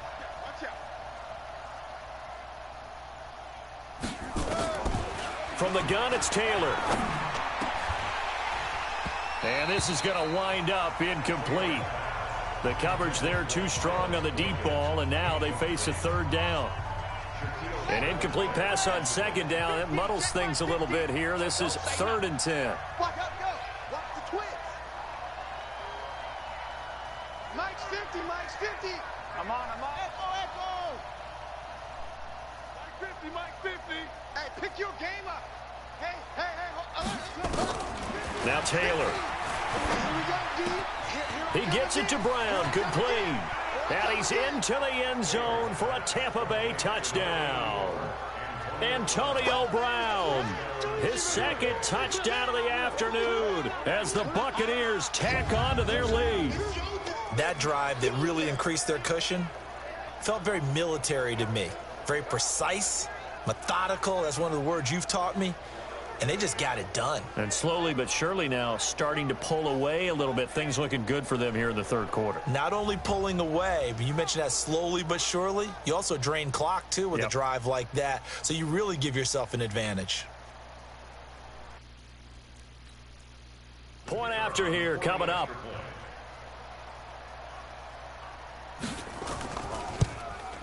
And it's 21-3. So that drive 7 plays in length. And it's all finished off with a touchdown by Tampa Bay.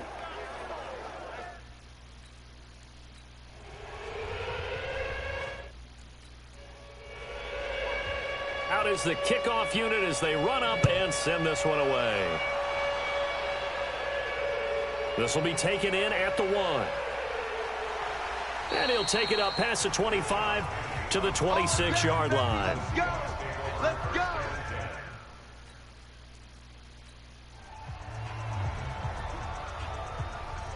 What? 20. Mike 59. You don't want none of that. Give me it. Pick up the ball. What?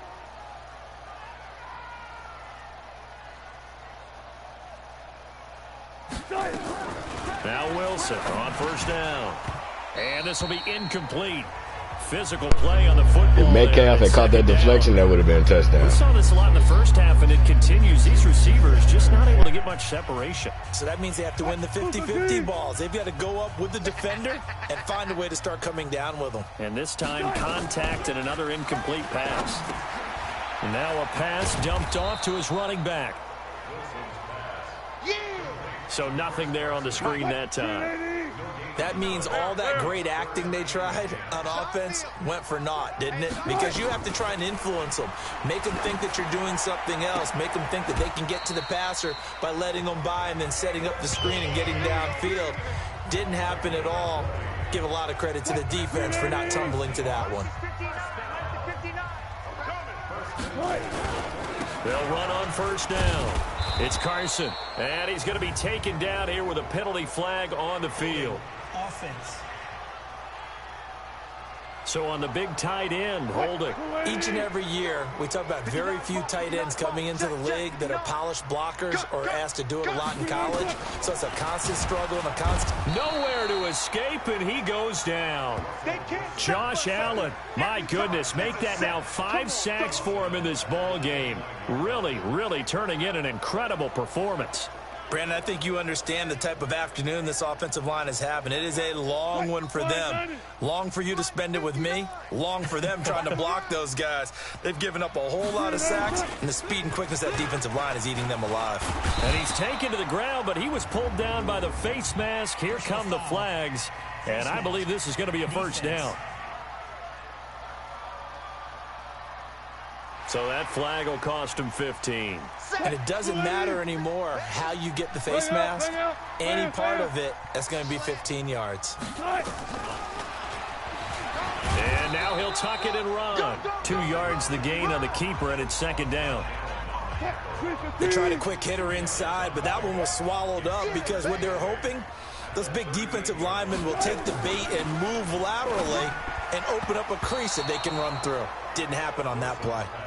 The second down attempt there knocked down as it leaves the quarterback's hand, and it's incomplete. These guys have punted 4 times already, and they're staring at a 5th, barring a conversion here on third down. That's complete to Disley, the tight end. And getting this just shy of midfield, they'll spot it at the 49.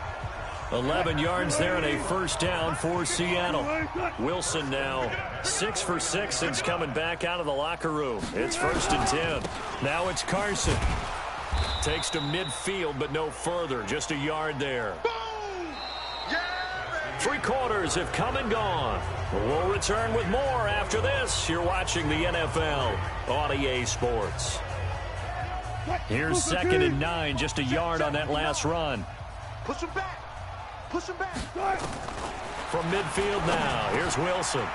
Short throw to Disley. And they'll get him down as he's inside the 40. 11 yards there and a first down for Seattle. Wilson now 12 of 15 throwing the ball. 80% so far, and it's 1st and 10. Throwing is Wilson. And he's got the hook up to Moore. And they will only muster a yard here to the 38. Just a yard on the catch there. It'll be 2nd and 9. They only got a yard out of that last completion, and that makes this 2nd and 9. Here's Wilson. And the catch is made here by Tyler Lockett. And he works it past the 30, almost to the 25.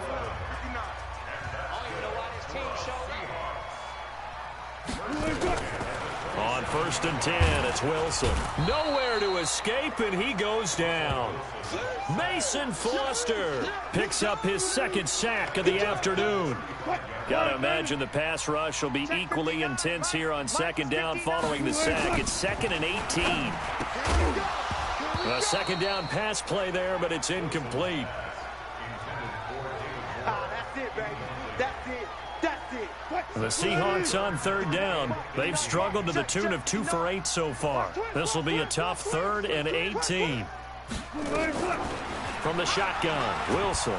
Nowhere to escape, and he goes down. Josh Allen in there to get him again. That is sack number 6, one off the NFL record of 7. Now, we talk about players blitzing all the time. I often laugh and sometimes call it just straight-ahead pursuit. What a running start right back to the backfield for him. Yeah, it really didn't give anybody a chance to get up there and stop him. No, I mean, that's really, really difficult. You're asking a whole lot anyway, but when he gets that kind of a start and comes through clean, oftentimes the advantage definitely goes to the defensive player. And now here's a deep shot that's complete. And all the way inside the 15 before they drop it. Now, no reason not to try it there, and they do indeed convert on 4th. Felt compelled to go for it there on 4th down, trailing in the 4th quarter. They got it done. And there's always a lot of pressure on a 4th down call. Doesn't matter the distance. You still have to get it done, as you noted, and they did. And this has been a familiar sight all afternoon as they stop him behind the line.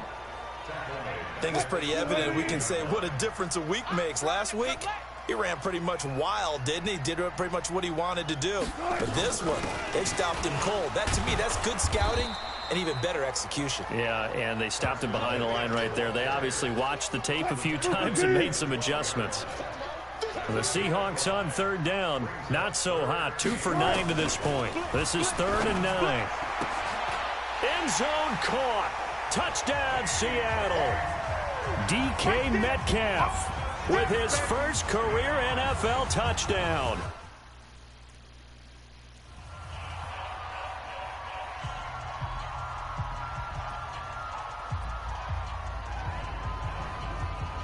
Jason Myers now for the extra point.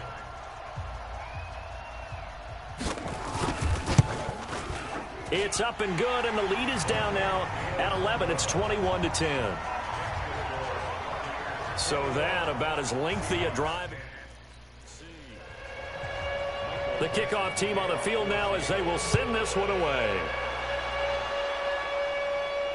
This will be fielded at the 6. And not a bad return here. He gets it out to the 25-yard line. Charles, you'd said the magic number was probably right around 20 for this defense because they're facing one of the top 5 offenses in the league in terms of points scored. They've had their moments, but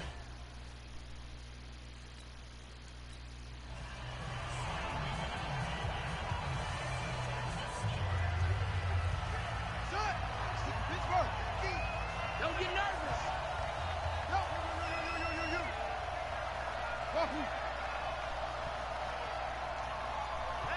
Hey, check. Mike, 50. 50. Here we go. Out. on 1st and 10, it's Taylor. Wide open receiver complete. And they work this well upfield across the 45. And a nice gain of 21 yards. Well, how about this aggressive approach? Got the lead, 4th quarter, continuing to throw the football. Are you thinking about Super Bowl 51? Atlanta had the lead against New England, and they ended up giving it up? I was going to say don't say it, but you did say it. I did, didn't I? Yeah, anybody watching in Atlanta, our apologies. I'm coming after you. Show it. Mike's 50. Quarterback, don't get nervous now. We ain't beginning to tear you up. Don't get nervous. Now Taylor on 1st down. He's got a 1st down and then some inside the 40. Getting it to him in space pays off big time. That winds up going for 31. What a game it's been for this duo. They remind me of a good comedy team. They know how to play off of each other so well. No matter how one riffs, the other's right there to pick them up, and they are shredding them in this ball game.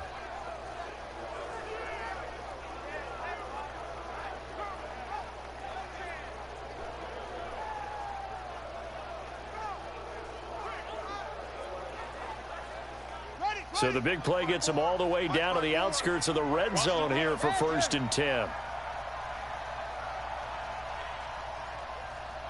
Right there, 54, right there. They'll run it now out of the gun. And down inside the 15, shy of the 10. It's a gain of 11, and the Bucs have a 1st down. He's still rumbling, isn't he? Still looking fresh in this one despite the heavy workload. But you and I both know, well-conditioned, and he did tell us that he thrives on being at his peak late in ball games. Go. 50. Go. Coming after you. 50's the one. 50's the mine. Let's get this ball back. Anyway, he's checking. Go. Crash. Switch. Switch it. On 1st down, it's Taylor. Looking end zone, but it's incomplete. Antonio Brown, the intended receiver. And that'll bring up 2nd down. Taylor incomplete on first down. Here's 2nd and 10. Man up, D. Check 4, check 4. Go. Hold the look. Hayward. 6 guys. 6 guys. Taylor to throw again. And he comes back with one complete. And he's into the end zone. Touchdown, Buccaneers. Miles Boykin, touchdown number 15 on the year, as the Buccaneers tack on to their lead. They were still throwing with a comfortable lead here late, and now that lead even more comfortable. And your first thought is there bad blood that went into this one ahead of time, that maybe they're seeking some revenge or they just don't like them? But the other thing that always hits me is, are they worried about playoff positioning, right? Are they worried about, do you need enough points in case there's a tiebreaker that comes into play later? Now the extra point.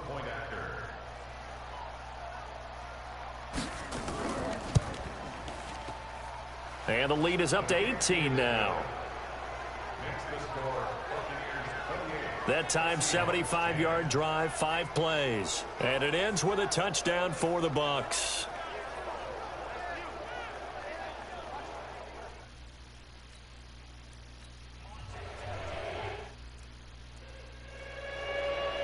Set now to kick this one away, and off it goes. This is taken about 7 yards deep. And no run back here. This will be a touchback, and it comes out to the 25-yard line. The Seattle now ready to march out of the field. And that last drive, a long drive, but not just that. They had a great air attack. What? 380. 59. Hey, alert. On first down, Wilson. Quick hitter here, it's complete. 10 yards on the pickup there, and it'll be 2nd down.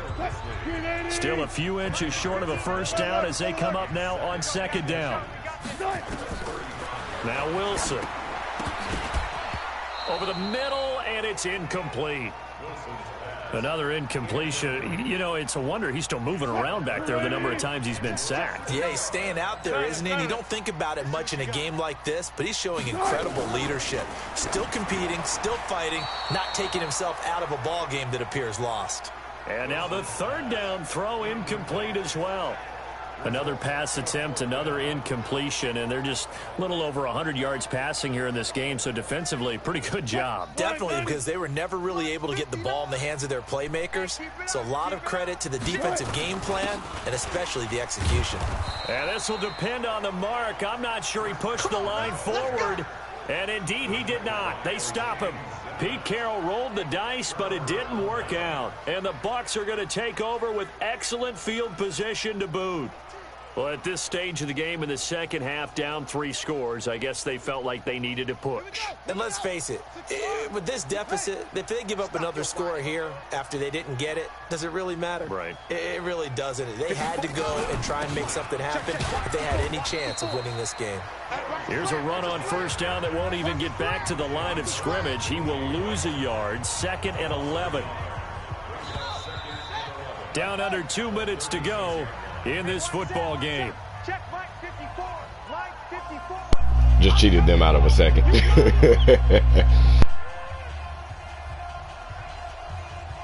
So it's Buccaneer football as we welcome you back. And no doubt what they're looking to do is just salt away the final couple of minutes and escape with a win. Right there. 54. Right there. 54 Mike. Yo, you remember me? Let's go, baby. Mike's 54. Mike's left. Mike. They'll keep it on the ground. Grant. And brought down, but not before they're inside the 25. That's good for a Buccaneer first, a pickup of 12 yards. I've got an idea. Let's skip racing to the airport at the end of this game. Let's go to the post-game press conference. I have a feeling that the quarterback of this winning team is going to be giving a whole lot of credit to the running game and the offensive line. Yeah, I was just going to say the offensive line, yes, carrying the ball has been key, but those guys up front, they've made a lot of space. Yeah. Who's that yours? Who's that? Taylor. Buying time to his left. His throw caught right around the 6. And he's into the end zone for a Tampa Bay touchdown. Miles Boykin, his second TD of the game and 16th on the season. And the fumble recovery leads to 6 points for the Buccaneers. I know Paul Revere talks fumble about recovery. by land or by sea, right? One by land, two by sea. He didn't mention air. Oh, man. Because right now, we're seeing a big-time performance, aren't we? That's 2 touchdowns so far in this game. Where'd you pull that one from? Actually listed in history class. Extra point attempt to follow here. And he's been a busy man, 5 for 5 now as he knocks another one through to extend the lead. Well, that drive started with not a whole lot of real estate in front of them. In plus territory, excellent field position. 2 plays later, pay dirt.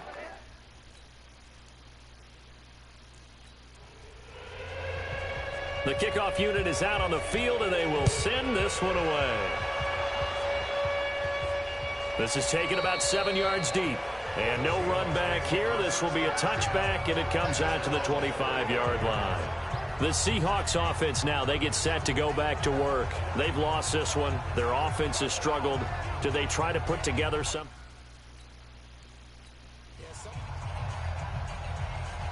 Alert, alert, alert, alert.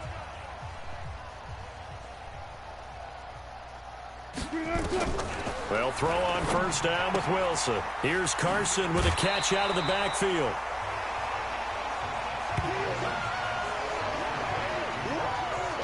And we see another pitch and catch there to the running back. This position just continues to evolve.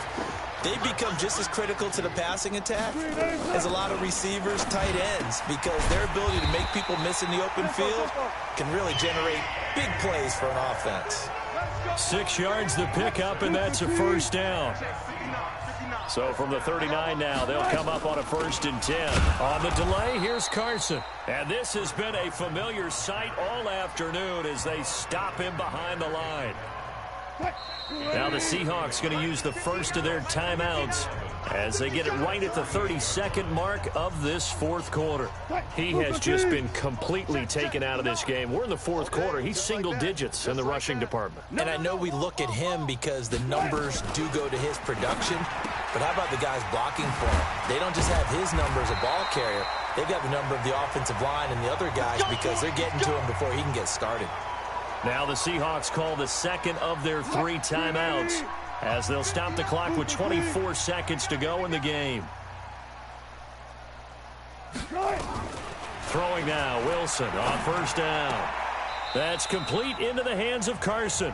And he's got this down a yard or 2 shy of the 40 before he's out of bounds. It'll be a 3-yard gain, and it'll make it 2nd down. Mike, check, 59. Throwing again on 2nd down. Wilson. And this is going to be caught. He won the fight for the football. Now the Seahawks forced to use their 3rd and final timeout as it'll come with 15 seconds to play in the ball game. On first down, Wilson. And this will be caught inside the 10. What a grab. I don't like it didn't make my fucking adjustment. Got it inside the 10 at the 8. You see that I called for a damn adjustment and didn't make the fucking adjustment. I adjusted for my linebackers to play tight again. On what will be a Tampa Bay victory, and they were buoyed, Charles, by a big second half that put this one on ice. And I know a lot of people watching this one were thinking to themselves, I bet halftime was really interesting. The walls with some of the words that were said, but I get the sense it was much more the adjustments they made. They came in with a game plan that we saw that didn't work in the first half. They made the adjustments necessary, went away from that, and then they got it together, got a spark, and then took off. It's really nice to watch in the second half. So for the Buccaneers, they continue to cruise through this first half of the schedule as they move to 8-0 now on the campaign. And they will head back home next week. Meanwhile, for the Seahawks, the loss will drop them to 6-3 now on the year. And they'll try to get back to their winning ways next week as they head to Santa Clara to take on the 49ers. So for Charles Davis and our entire crew, I'm Brandon Gaudin. Next game, guess what? Charles and I will be here again. It's the NFL on EA Sports. I probably should have started going zone more. Once he started really completing his passes in the second half, I should have really went zone more. We gave up 2 sacks.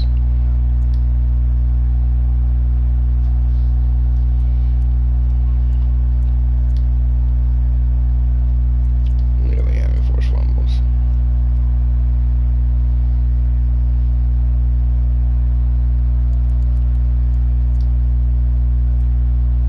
I know it's Bobby Wagner, but still, bro. Yo, son, come on, man. Pass interference, B. They had me messed up the whole first half. I was thinking about that shit the whole first half. Pass deflection for Antonio Brown. Don't know how that happened.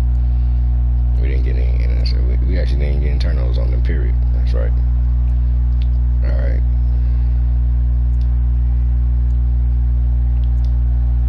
Josh Allen led the team in tackles.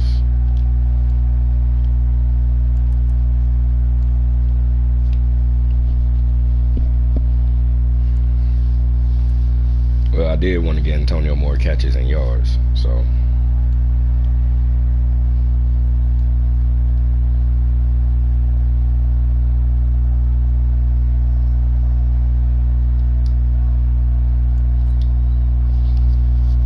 I can't remember where I'm at on the stats.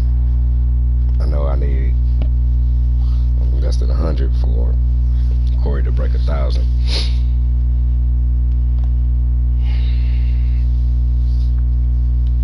Upgrades.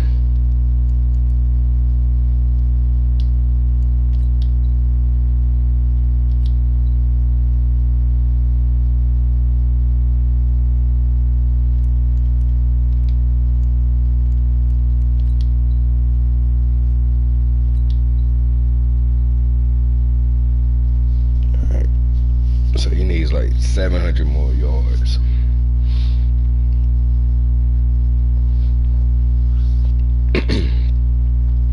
What I messed up last game, not this, the previous game, I should have got Kaiser in.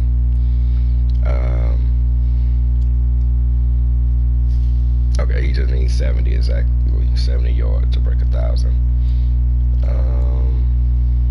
Miles just need like 4 more catches to break that 75. Antonio needs 20 more catches and 75 yards.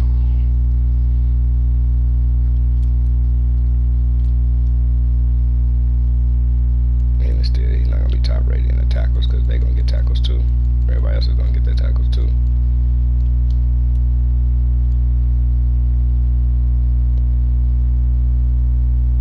Yeah, it's not like he's about to have one crazy breakout game. Being in the top 3, I'm still happy about, but it's not like he's about to have some crazy breakout game. So, matter of fact, let's do this.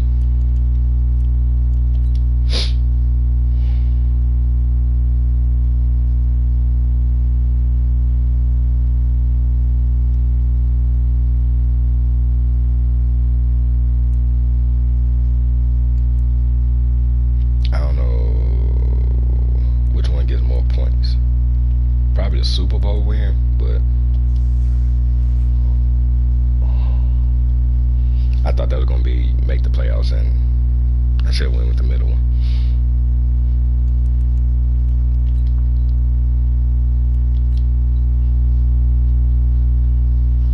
I should have gone. How about a triple header? What do you think? Can you handle a triple header? Is the video too long? Hey, we did it. It was all us this week.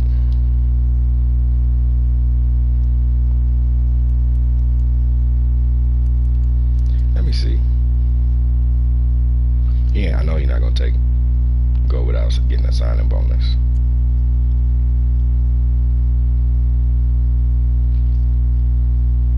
Can we use you as trade bait too.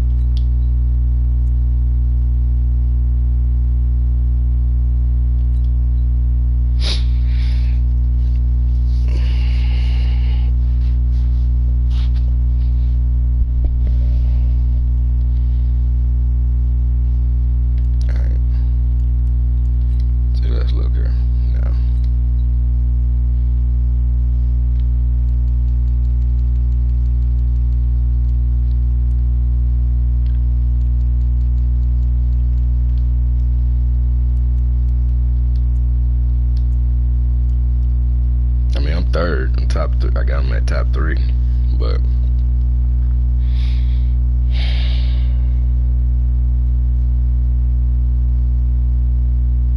is he gonna be able to maintain? He's already got the record for sacks. Let's see where Zimenez is.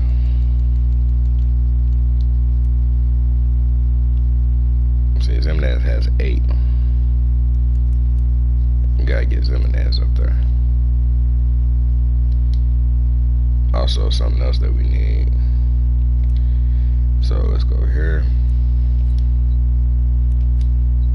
We need somebody else to get more tackles too, and that is Mr. Tranquil.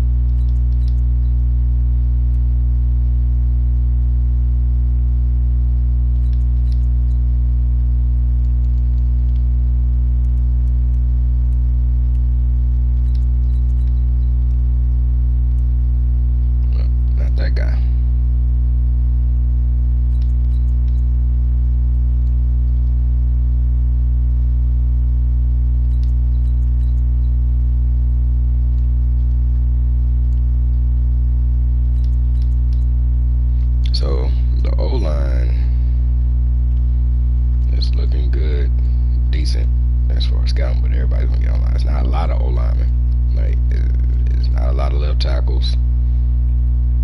There's not a lot of guards, centers. Yeah, it's not that many guys to go pick up, so it's going to be very thin as far as getting guys in the draft. We're going to have to be very smart and strategic where we're drafting our guys. I mean, oh yeah, could then New Orleans. Let's look at the rest of our schedule, because we need that rematch with New Orleans to be its own video. See, we started out decently on defense, and then I don't know what happened. Just like boom, we played the Saints, and then we just fell apart. And then we played the Panthers, and it was just like continuation.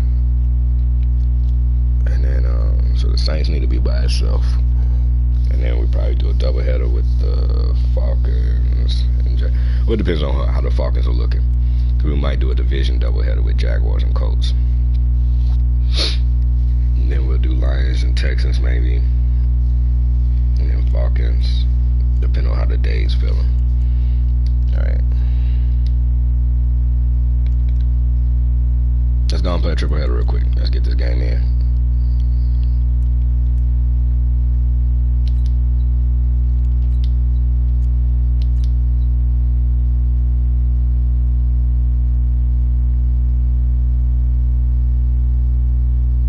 Still only a 74 overall.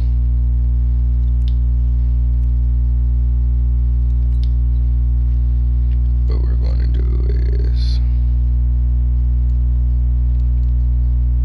even though we're an expansion team, somehow we managed to pull off a throwback uniform.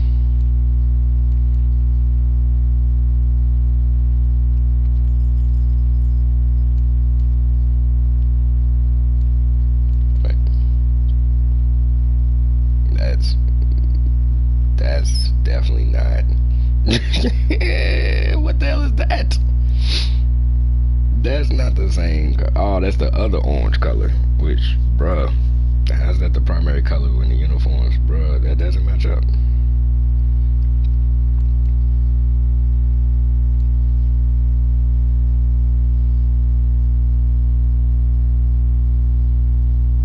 The white and primary might look more accurate.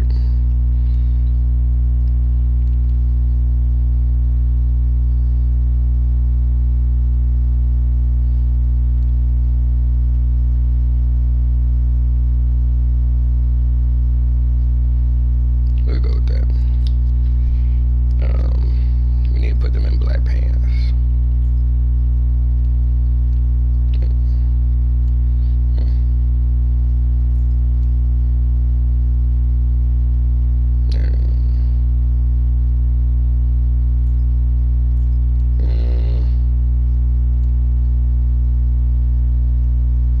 There we go. That'll look better for them. Do they have?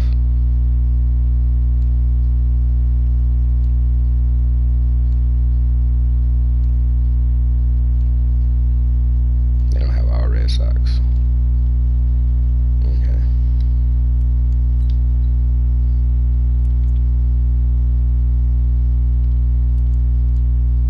Let's get it. Why don't they have Josh Allen up there with the superstar ability?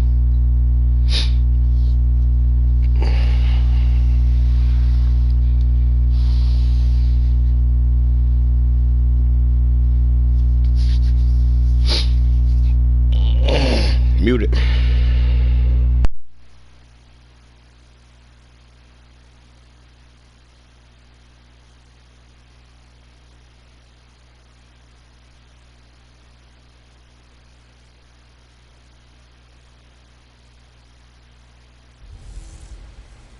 Welcome in, everybody. It's the coach. This is Madden 20 on EA Sports. Up next, we've got a good one on tap between the visiting Arizona Cardinals and the Tampa Bay Buccaneers. With that, let's head over to Raymond James Stadium in Tampa for the call of this one. We bring in our broadcast team, Brandon Godden, and Charles Davis. Well, this venue will host Super Bowl 55 in a couple years' time, but for now, we've got non-playoff football here at Raymond James Stadium in Tampa, Florida. Just a short time ago, the Buccaneers emerging from their tunnel to the roar of this frenzied crowd here in the Sunshine State. And we're in the big ship, and fittingly, everyone here ready to do battle as Tampa Bay gets ready to match up with the Arizona Cardinals. Hi again, everyone. Brandon Gaudin alongside Charles Davis. And Charles, you take a look at this Buccaneer ball club. They're halfway home, looking good at a perfect 8-0. And not much to complain about so far, is there? I'd have to say they're the best team in the NFL through the first half of the year. Meanwhile, for the visiting Cardinals here, whatever promise they had to start the season fully evaporated now as they come in losers of 6 straight. And sometimes when you're in the middle of a losing streak, being on the road is exactly what you want. You can only depend on each other. Let's see if they can use that as fuel in this ball game.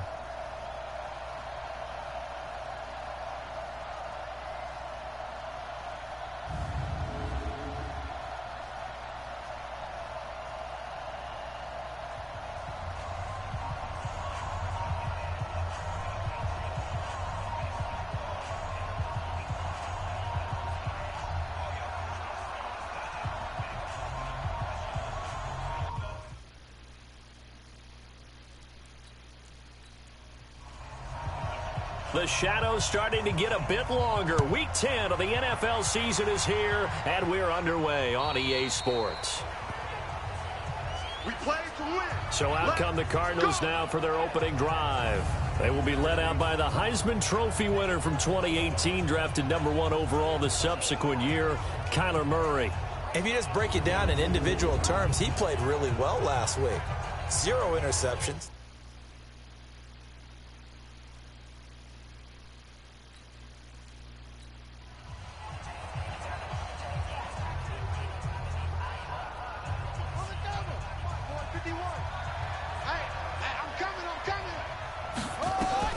Throwing on first down is Murray. It's Williams on the catch. The game's first play produces 6 yards, brings up second down.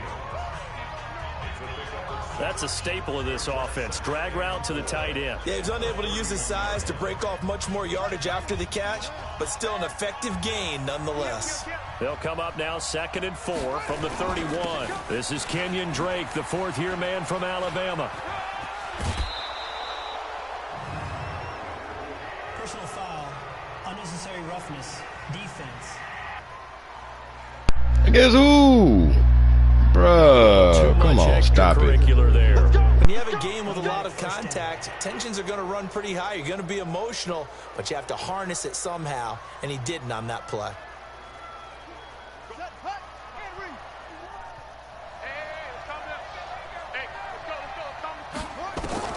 Murray now on first down. Out to his left. And he can't find a receiver, and he's brought down. Josh Allen in there yet again. What else is new? He continues to rewrite the record book in single-season sacks. They just gave up a sack there, and if I'm not mistaken, they gave up 4 last week, didn't they? Yes. And just looking really porous, aren't they? They really are, and I'm wondering if they're going to have to start thinking about keeping the tight end in, maybe a back, someone to help assist, because right now, their quarterback's been getting hit a lot in the last couple of games.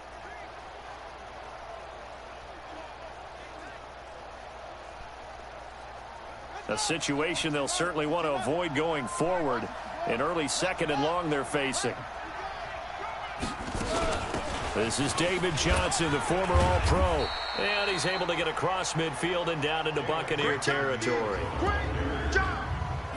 And here are the offensive starters for Arizona. It's nice to see Marcus Gilbert back on the field, this time in an Arizona Cardinals uniform. They picked him up from Pittsburgh for a 6th-round pick back in March. And he's going to play right tackle for the Cardinals, a key spot for them. The big thing for him, can he stay healthy? Because when he is, he's one of the better tackles in the league. Mike 51. It's just me and you. It's just me and you. Throwing is Murray on 3rd down. Steps away. He can run for it, and he will. And past the 35, he'll be dropped a yard or 2 shy of the 30. Kyler Murray, a 1,000-yard rusher as a quarterback in his Heisman campaign at Oklahoma. He's got the first down. Line of scrimmage, the 31 now on 1st and 10. A handoff to the right side. It's Drake. And that play is blown up, losing yardage back at the 35. Call it a full 3 yards in the wrong direction there. Brings up 2nd down. It's a tough one right there. He ran right into the teeth of the blitz as the linebacker was freed up in order to stop that one for a loss. I think quarterbacks got to see that. Got to find a way to audible into something a little more advantageous.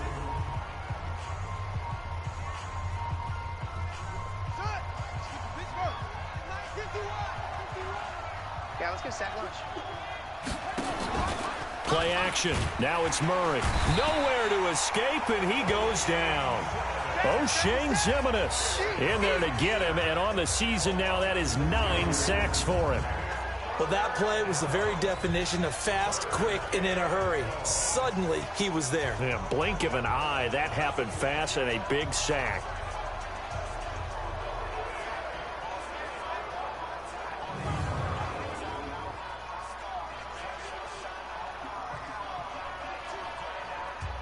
Now that last sack puts Murray and the Cards in a tough spot, 3rd and long. Murray with a 3rd and long. Try to get it to Williams, but it's intercepted. Picked off by the free safety, Eric Berry. And this one will be returned to right around the 38-yard line. Time will tell if that's an interception that rattles the rookie here. First drive on the road. And you know the discussion going into the game centered on, okay, let's get out nice and easy, take care of the football, we're on the road. You're a youngster, let's not make mistakes early. But now the conversation will shift to, okay, put it behind you, move on. Long way to go in this one. Now the Buccaneer offense gets set to take over.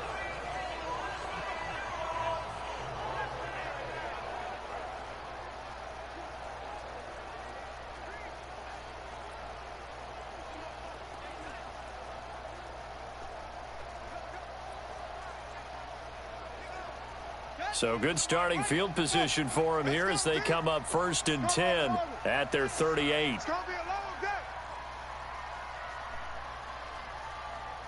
58 to Mike, 58. 58 to Mike. Under crunch. After the interception, here's Taylor. That'll be taken in there by Miles Boykin. Touchdown, Tampa Bay. Miles Boykin. What was the middle linebacker doing? 17th touchdown now on the season. Did you see that? These guys are able to strike first here in this opening quarter. If you didn't see it, I'm going to go back to it. Look at the middle That's how linebacker. you take advantage of an early turnover. A sudden change situation, meaning ball's turned over. How's both sides going to handle it? One side handled it way better. They went right out on the field and put the ball in the end zone. One play, that just added insult to injury. Yeah, that just tells you on the defensive side, they didn't come out ready to go, still reeling from the fact that the ball got turned over.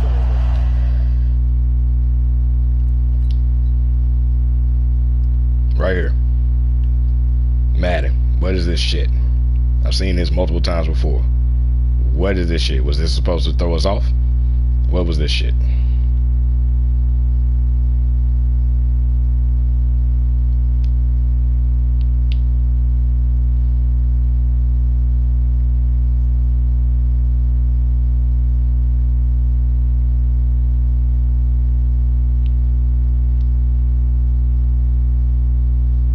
That was the only place to go. They had this covered. Great.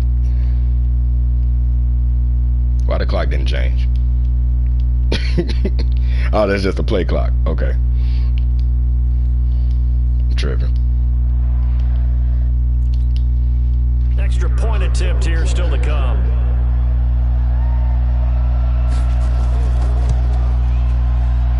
And that one gives the Bucs a 7-0 lead. And we can break that scoring drive down pretty easily. One play, a long touchdown pass into the end zone.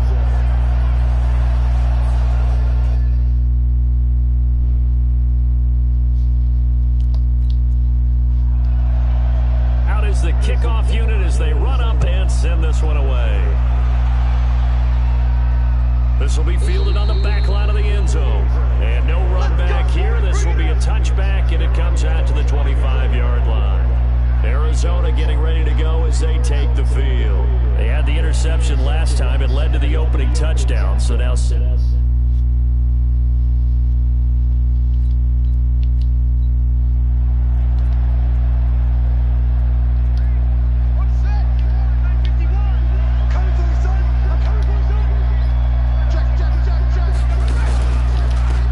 start the drive on the ground. And the second wave of tacklers is going to get him as they stop him behind the line. It's a loss of 5 there, bringing up second. Part of the thinking when you bring in extra tight ends, you're hoping that each of your guys gets those one-on-one blocks and creates a crease for your runner. You know what the converse is, though? You've got to win those one-on-one blocks, and when you don't, that's the result you end up with.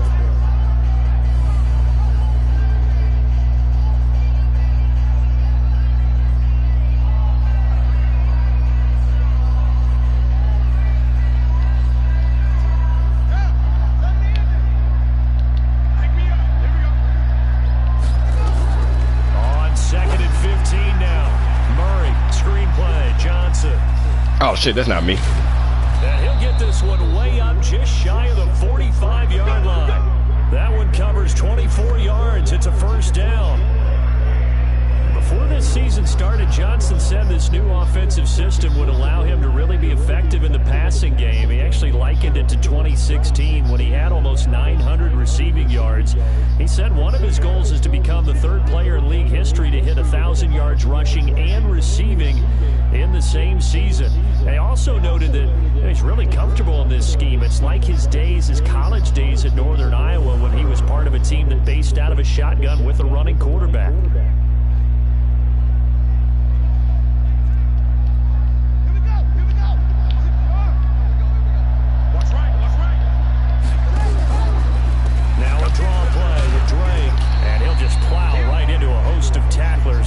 Nothing there at all, and it'll be 2nd and 10. A look at the Buccaneers starters now on defense.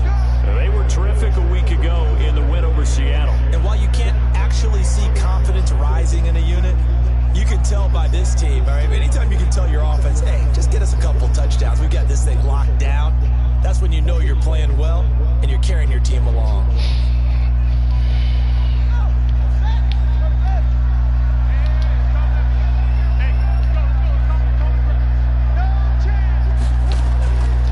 Second down, it's Drake. And he is met in his tracks behind the line of scrimmage. The tally there, -2 yards, brings up 3rd down. Plays like we just saw there, that's why they're up right now. The defense, they're doing their job. Yeah, it starts with the guys up front. So when you talk with GMs who are putting together a team, a lot of them say we're going to build from the inside out, because if you control the line of scrimmage, you control the rest of the ball game, and that's what we're seeing here. They're actually playing in the offense's backfield, not necessarily just playing at the line of scrimmage. To throw on 3rd down, Murray. And that'll be incomplete. Wow. They took their shot all right, but it comes up wow. And it's 4th down. You hear the calls for a penalty, but I just don't think so. I think in this situation, the defender was making sure his guy couldn't hold on to the football. So I don't see anything that warranted a flag. No, I'm with you. There was contact, but I'm happy they kept that flag in the back pocket.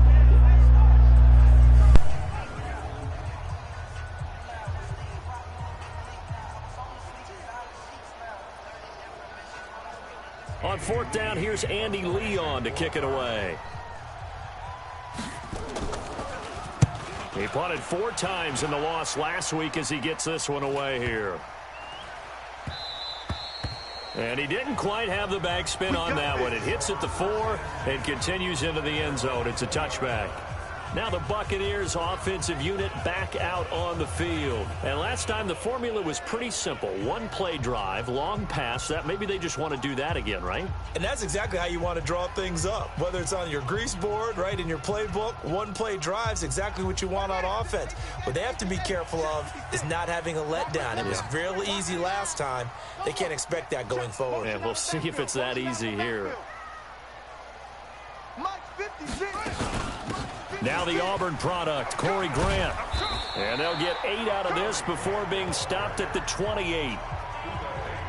These are his numbers from last week's contest. 18 carries, 119 yards, and the score. Well, he's the number 2 runner in the league, and you just know the offensive line wants to get him to number 1 because most of the good ball carriers, they take care of their linemen. Could be a gold watch in their future if he becomes the leading rusher. On second down now, it's Grant, and he gets this one just shy of the 40. They'll mark him down at the 39. It's a gain of 11, and the Bucs have a first down. This running game's so important for them, and they know that. It helped lead them to a victory last week when he was over 100 yards. Let's face it, it's their identity, and that's what they want to play to. They want to be that team that runs the ball really well each and every week, and right now we're seeing a pretty good pattern of that happening. 58, right over there, right over there. Yeah, yeah. Mike, 58, right there. Hey, they're scared. They're scared. They'll throw on first down with Taylor. And that's going to be incomplete. Too tough to hold on to that one. It's second down.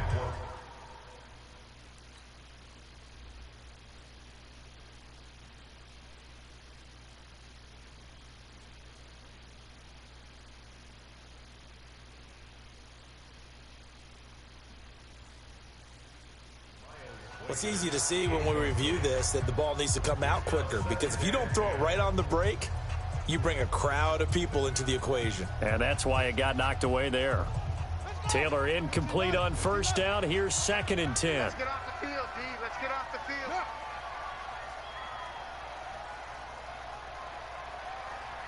58 to Mike, 58. 58 to Mike. They'll run it now out of the gun. And he is going to be stopped cold behind the line of scrimmage. It's a loss of 2, now third down. All right, quick observation, Brandon, because early on in this game, I'm seeing linebackers playing with their noses close to the line of scrimmage. And my guess is the wheels are turning on that other sideline. As a play caller, you're filing that away right now, aren't you? Yeah, you're trying to find that opportunity later on when you can play action them or stick something to them between the second and the third level. Check pass, check pass.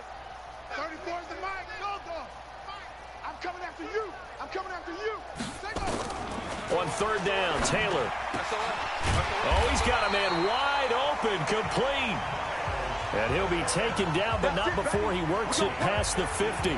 15 yards as Tampa Bay picks up the first. And, boy, they had high praise for this rookie receiver when we asked the coaches about him, didn't they? They certainly did, and obviously they liked his measurables. Otherwise, they wouldn't have brought him onto the team. Height, weight, speed, all of that. But how about what they really said? Competitiveness. That's what they really liked about him. The way he goes after the football, competes for it, and decides when it's in the air, it's his and only his. And now this pass brought in by Brown. And he is tackled inside the 40, not quite to the 35. It's a gain of 11, and the Bucs have a first down.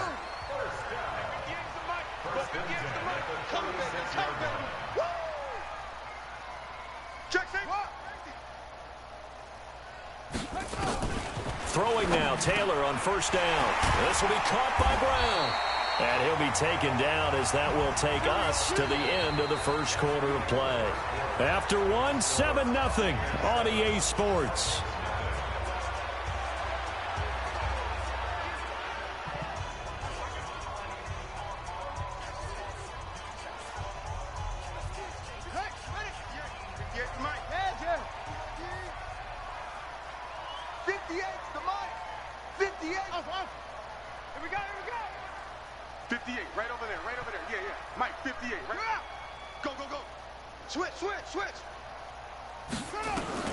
From the red zone now, here's Taylor on first down. This will be caught once again by Brown.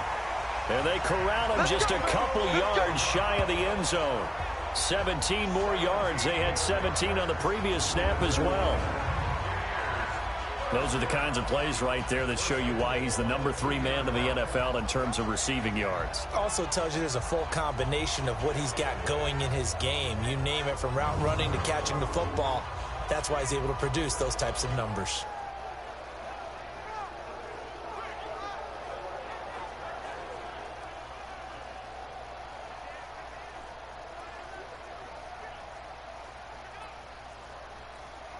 Two big plays in succession. Not sure this D knows what hit him, but now they got to get ready. It's 1st and goal.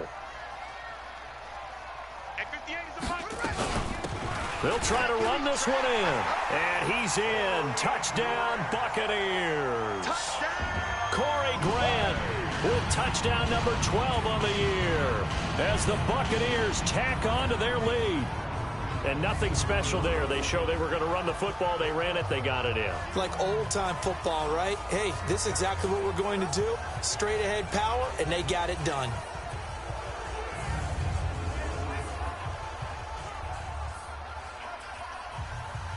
The call is to go for one and kick the extra point.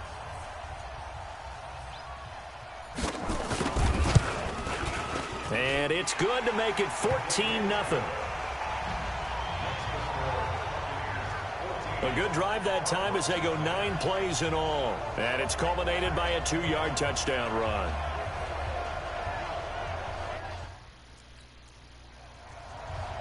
The kickoff team on the field now as they will send this one away.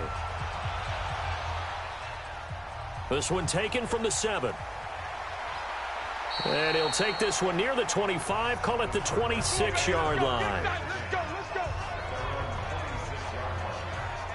We take a look ahead at what's to come later tonight. Sunday Night Football, it'll be the Vikings and the Cowboys from AT&T Stadium in Arlington. And then tomorrow night, we've got the Seahawks.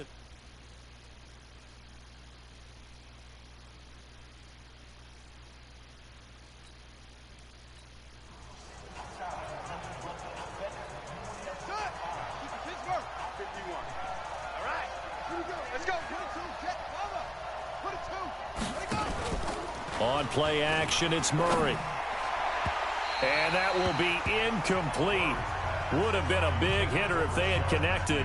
Instead, it's 2nd down.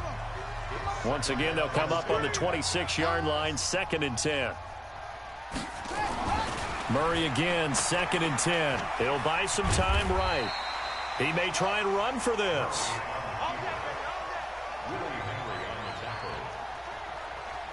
The Cardinals on 3rd down. Just 1 for 3 thus far. This is 3rd and 7. Off the draw. Here's Johnson.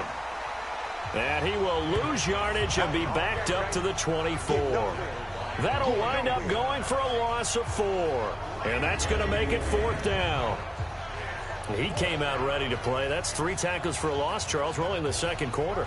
And that's problematic for the guys trying to run offense because that means he's got a pretty good idea of what they're doing and is actually beating them to the point of attack and making those plays.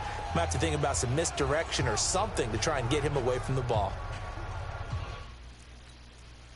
Here's Andy Lee now as he'll punt it away for the 2nd time.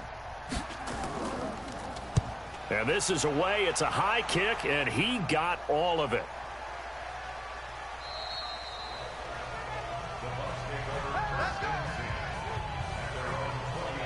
So here are the Bucs to take over on offense. They've gone 2 months without a loss, 8 straight wins for them, and they've got the lead here in this one as well.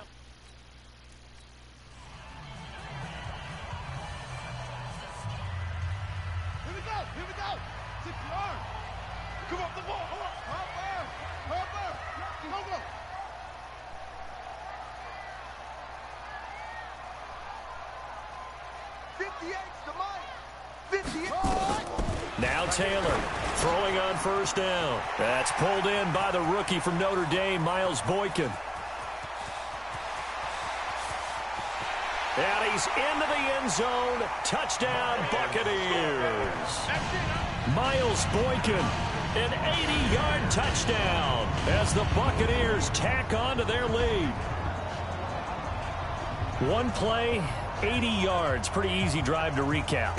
It certainly is, but not so easy to execute. Starting on your own 20, you want something to kickstart your drive and get it off to a nice start.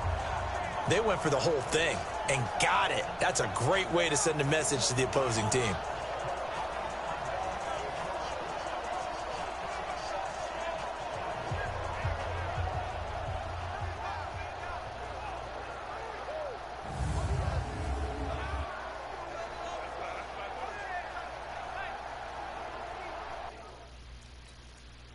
Now the try here for the extra point.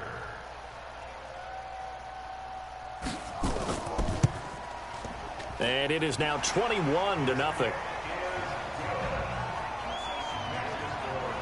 Those are the ones the offensive coordinators dream about. One-play drives from that distance. What an effort. It results in the touchdown. Set now to kick this one away, and off it goes.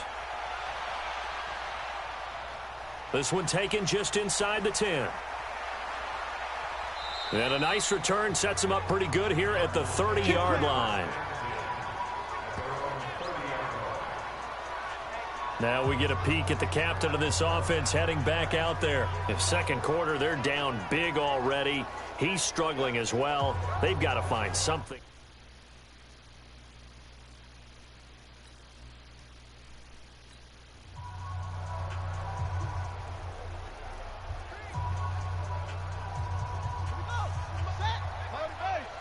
I'm going to come back to you.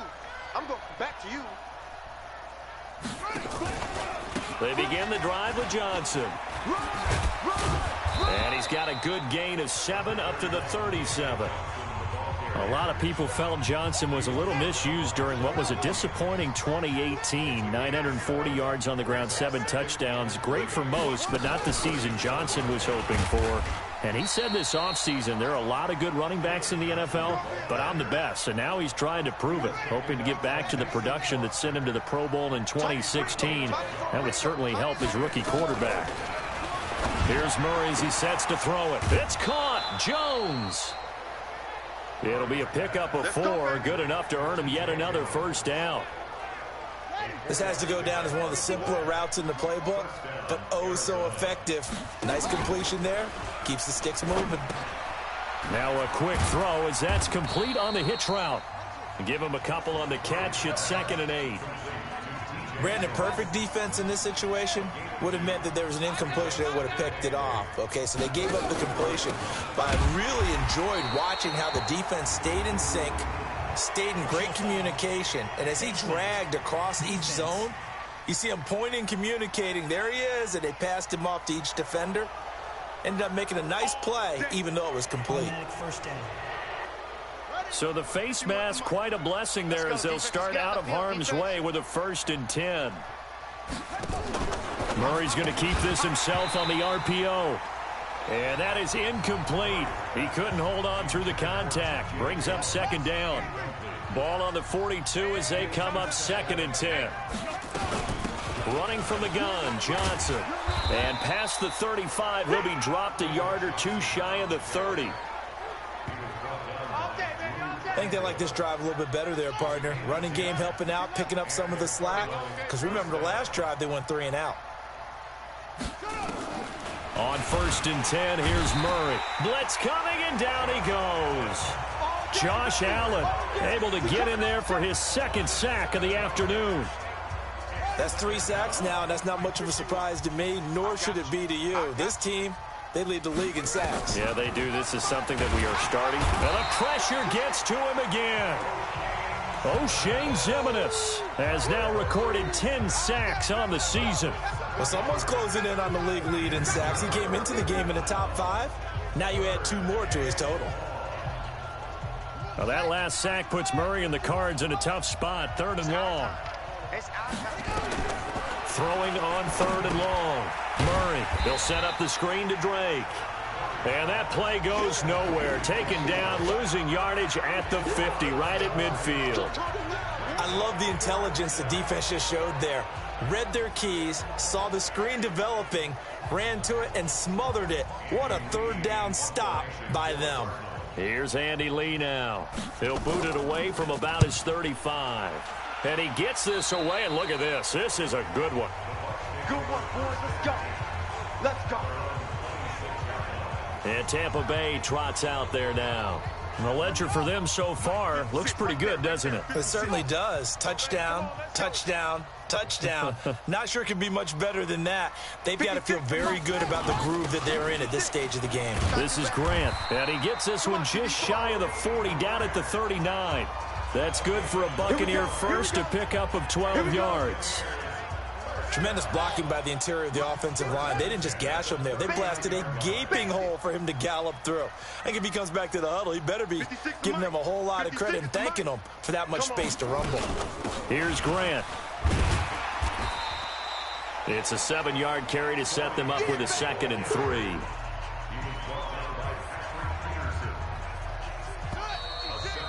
Two minutes remaining in this first half of football.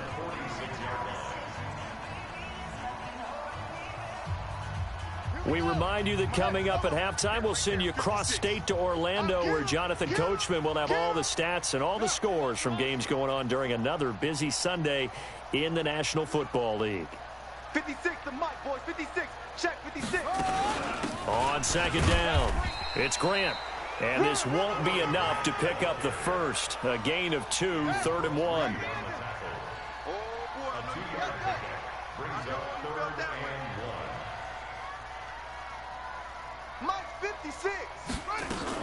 On 3rd down, Grant. And taking it across midfield and inside the 45. Come on, fellas. So far this season, this is an offense that's proved its ability to move the football. I mean, they're in the top 5 in the NFL in picking up first downs, and they get the conversion here. And I think a lot of that is due to how they win on 1st and 2nd down, because that leaves them 3rd and short, 3rd and manageable. A lot easier to pick them up then, isn't it?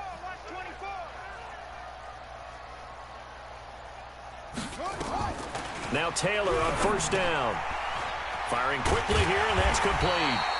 And he's going to get this inside the 30. 14 yards there and a Buccaneer 1st down. And with that completion, he's now north of 200 yards here in the first half. Boy, a tough start for the secondary defensively. It is, and it's got to put a dent in their confidence. And, you know, you always want to keep that up and feel like you can always bounce back after plays. But with the kind of numbers he's putting up here, it's starting to wear on them a little bit, I think. So they're looking at each other and trying to figure out what defense will work and how can they play better without getting beat deep for big passes. They still need about the length of the football here, maybe a little less as they come up on 2nd and inches. Let's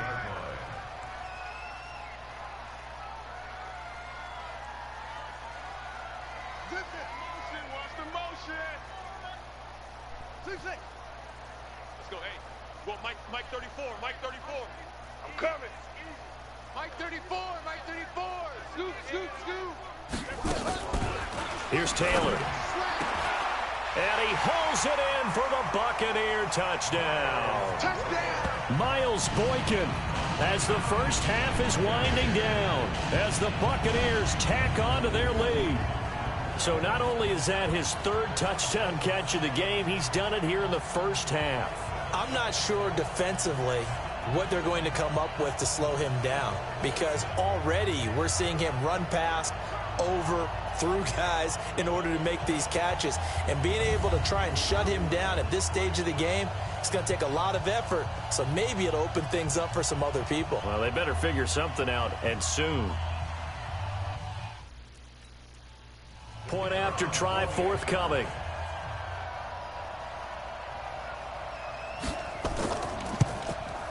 It's good, and they stretch their lead to 28-0 now. The kickoff unit is out on the field, and they will send this one away.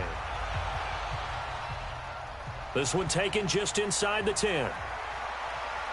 And he'll take it past the 25 and up to the 20.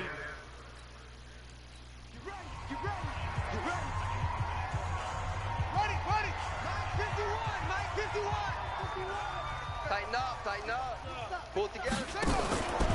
And they'll indeed start on the ground to run that clock.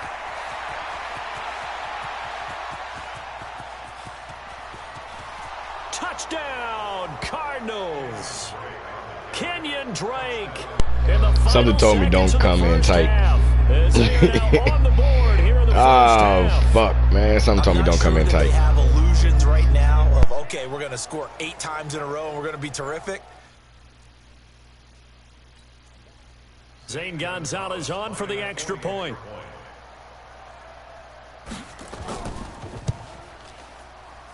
He's got it to bring it back to 28-7 now. I'm not sure if they drew that play up to score. Indeed, one play. Out is the kickoff unit as they run up and send this one away.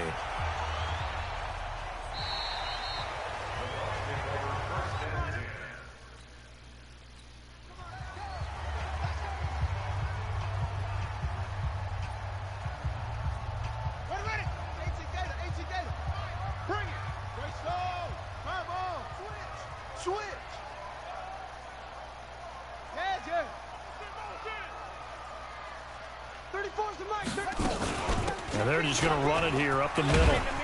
And the result here, a pickup of 8. Leaves them with 2 to go on second down. So we reach halftime in what's been a fairly one-sided game so far. As we toss it an hour or so east of here to Orlando, it's Jonathan Coachman with our EA Sports Halftime Report. All right, Brandon, thank you very much. More from you two in a minute, but first, let's take a spin around the NFL and see what's going on here in week 9. Okay, well, so much for the halftime report here. Guy can't even finish it. We're going to get right to the third quarter. The Bucs with a lead, and they'll get the football first as the second half is underway. This will be fielded at the 8. And a good return as he'll be stopped just shy of the 30-yard line.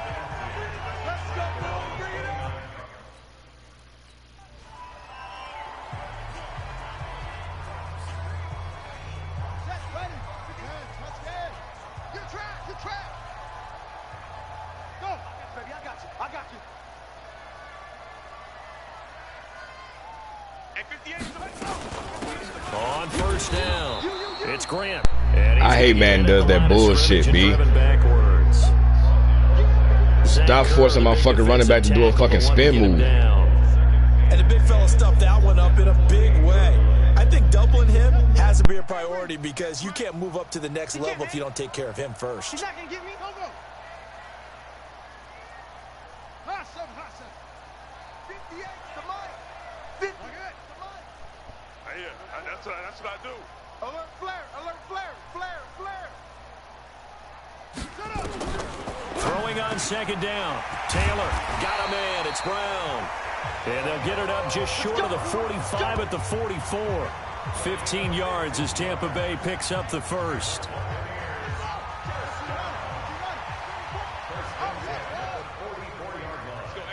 Go, Mike 34.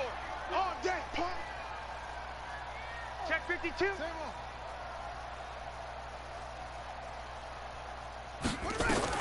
On first down, it's Taylor. He'll get 5 out of the scramble. It's second down. How about a tip of the cap to the defense? They're working against a very mobile quarterback, but all day long they've kept him under wraps. And on that play, they held him to a short gain. You can't block me. Go. Tight dog. 34 is the mic. Let's go. Echo. 34 is the mic. He's coming. Check him. Let's get the ball. They snap it at 1. Now it's Taylor. Over the middle here to Brown. And this time he's able to take it down to the 42. 9 yards to pick up there, and it's a first down. In so many ways, throwing the hitch route is actually one of the safer things an offense can do. Get the ball out to the receiver as fast as possible, hope he's got man-to-man coverage, and hope that his athleticism wins on the perimeter.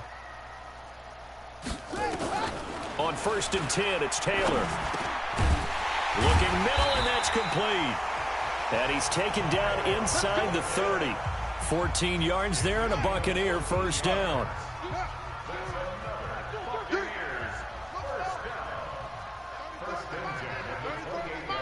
Let's get this. 34's the mic. He's coming. Come on, boy. To throw is Taylor. On first down. Man open left side is Brown. And inside the 20 before he's brought down. That's good for a Buccaneer first, to pick up of 12 yards. Taylor now nearing the 300-yard mark with still a quarter to play. It's first and 10. Let's go, hey. Go, Mike 34. Hey, tighten down. There you go. Go. 34, Mike 34. Scoop, scoop, scoop. Hayward, Hayward. 34 is the Mike. 34 is the Mike. Take the Inside the red zone here. They'll look to throw. That is caught inside the 5. And he'll be taken down at the 2-yard line. Back-to-back nice gains. That one for 14 yards and another first. I think a lot of people ask the same question all the time. Why do we see so many slants in the red zone? Well, the windows are tighter. Everything's more condensed. It has to be quicker, and you've got to deliver the ball on time. Your biggest worry? Ball gets tipped in the air. Because if that happens, then it's fair game for the defense. 58, boys, 58, 58, Mike. Watch it, run it. Taylor will throw again. And he's got it. Caught in the end zone. Touchdown, Tampa Bay.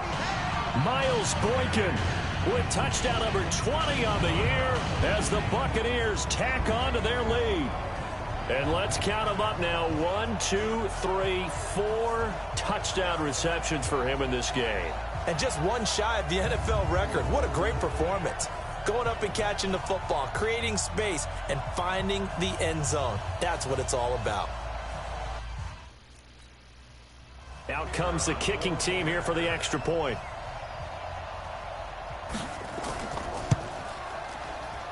And he's been a busy man, 5 for 5 now as he knocks another one through to extend the lead.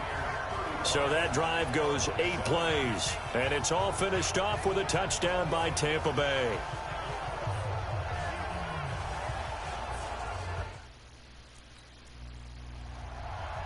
The kickoff team on the field now as they will send this one away.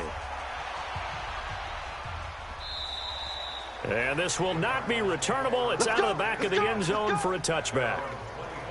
The Cardinals offense now ready to get their first opportunity here in the second half. They're down in this game. A chance for the offense, though, to put something on the board, get some momentum here in half 2.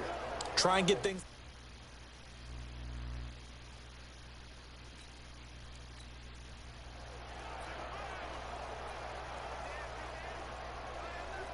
On the ready, Mike. Mike 51. Blue Dan, Blue Dan. Ready, go. And they'll start the drive on the ground with Johnson. And he'll wind up with about 6, up past the 30 to the 31.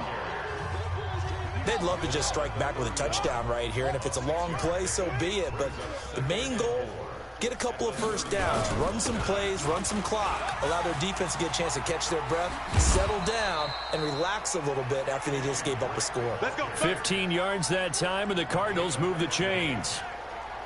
We've seen him break off a big run already in this game, and for a second, that one looked like it might be another. Yeah, I think that any defense would say, look, we can't let him get to the second level because sometimes he'll break off the big run on his own, but oftentimes you get additional blocking at the second level, which gets you deeper into the secondary.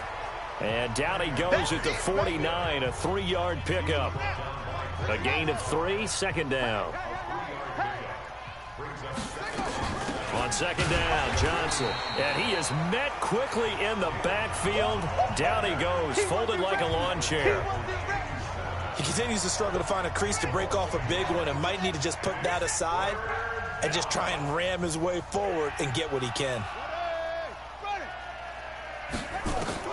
Throwing is Murray on third down. And he can't get rid of it. He's taken down.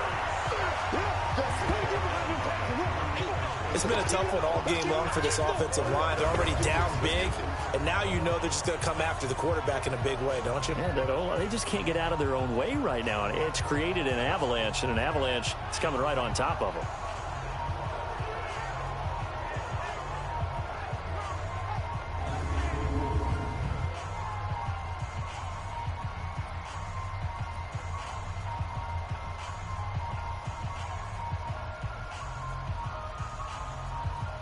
Here's Andy Lee now as he's on to punt for Arizona.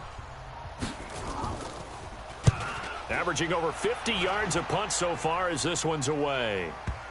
And that is very well done there as this will be marked out of bounds at the 5-yard line.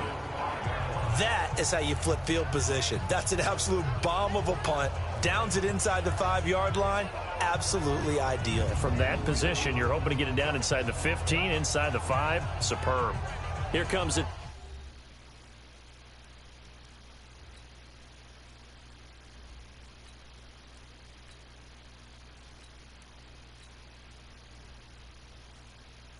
Tampa Bay offense now heading back out onto the field. This is sort of what you would call a put-away drive, isn't it? They score here, especially a touchdown. It's almost out of reach. It certainly feels that way, and I think that they're going to call their plays accordingly, because what you really want to do, even though you know the scoreboard is still up there and the game's going to go on, you feel like you can take the spirit away from another team, that their drive and will to come back and win can be taken with another score right here. It's still third quarter, but you just get that feel. Yeah, they're teetering right there on the brink, aren't they? Kaiser. Over the middle, complete. It's Brown. And able to get it across the 10 to the 15. It's a gain of 11, and the Bucs have a first down. And now they have a little more space to maneuver from the 15, first and 10. First and 10 at the 15-yard line. 34, right, 34. Scoop, scoop, scoop. Let's go, defense. Our time. It's our time. Kaiser. Forced out to his left. He'll wind up getting right about 4 there on the scramble, and it's second down. Now, how about that play? He took a possible negative and turned it into positive yardage and slid down to avoid taking a big shot. Excellent job getting down and avoiding the big hit. And as they come to the line, they will not be able to get off another play as time has run out on this third quarter. You are watching the NFL on EA Sports.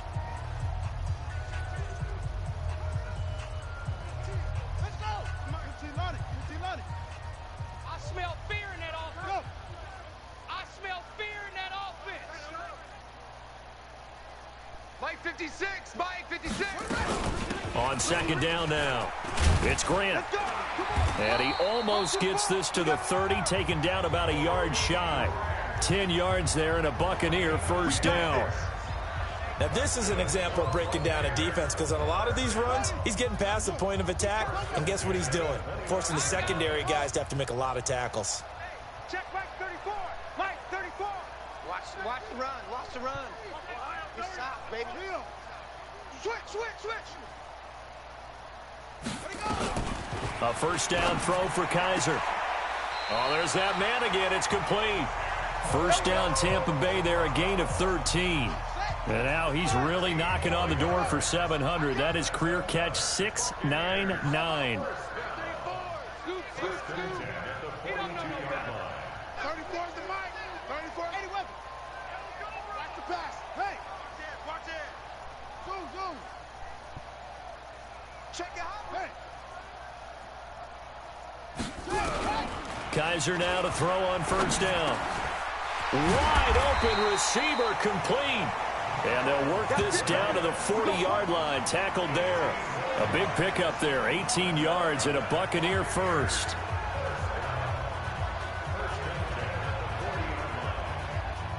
So into Cardinal territory now. It's first and 10, right at the 40.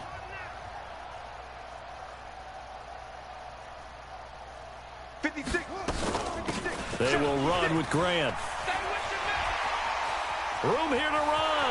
Touchdown, Tampa Bay. Corey Grant, his second touchdown of the afternoon as his guys continue to pour it on. So another score there, and often you talk about the 3 phases of the game. Defense, offense, special teams. It's been a clean sweep in this one, hasn't it? It certainly has. They've been pretty dominant throughout this game. And privately, the head coach will add a 4th phase. That's the coaching. And he'll tell the ownership that as he tries to negotiate a new contract off of this win. They are looking strong. Now the try here for the point after.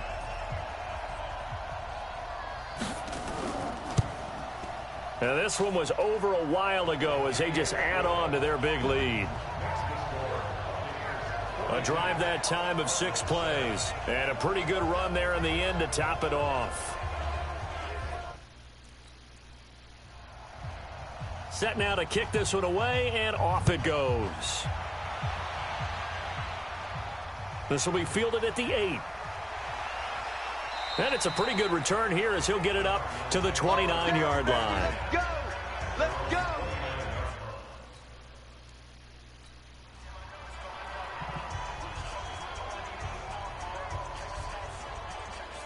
Go to set. Hey, let's calm down. Hey, let's go. first down carry here for Johnson. Absolutely nobody fooled there. He's going nowhere fast as he stopped behind the line of scrimmage. And the trend continues here in the fourth like it was in the first, second, and third. He's had nowhere to run. And you're probably thinking to yourself, why do they keep feeding him the football? Well, they trust him first and foremost. They do believe that over time he might actually pop one of these runs. But bottom line is he takes care of the ball well for them, so they'll keep handing it to him. 17 yards on the catch and run. It's a first down.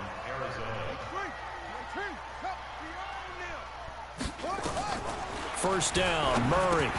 Well, this is caught by Williams.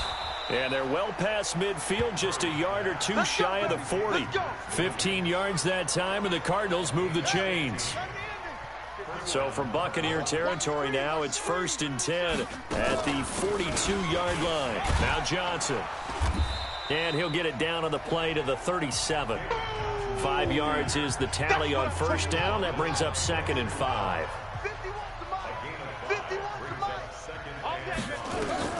2nd and 5 now. Murray. Rush coming, and he's taken down. O'Shane Zimenez in there to drop him for his 11th sack of the year. Now that last sack puts Murray and the Cards in a tough spot. 3rd and long. On 3rd down, Murray. And he's going to go down again. O'Shane Zimenez racking up sack number 12 for him on the year. And you hate to say it with a rookie quarterback. He's done some good things, but overall, looked a little bit overwhelmed back there, hasn't he? He certainly has. But in his defense, he hadn't had a lot of time to throw the football. You like the way I said that? In his defense. In his defense. I got it. You see what I did there? Yeah, he needs better protection, that's for sure.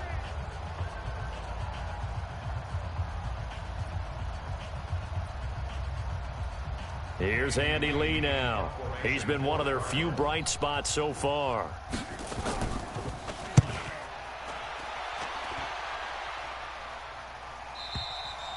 And problems spreading to the punt team now. This one goes all the way into the end zone on the fly, so that'll come back to the 20. And Tampa Bay trots out there now. We've got a lopsided game here. I don't know, Charles, what does the handbook say that we discuss when we've got a game like this in the fourth quarter? Hold on a second. Let me thumb to the proper page on that. Know what it says? What? Let's discuss how we got here. This is a dominant performance, where they took control of this game, how they've managed to keep control of this game, and then we go ahead and think about how we're going to leave here and get to the airport. In a lopsided blowout, the roads are usually open. They'll run on first down. Grant. And he's going to get 7 out of this before being taken down at the 27. So they'll come up after the gain of 7 on a 2nd and 3. Watch the pass. He's crashing. 66, pull it, half.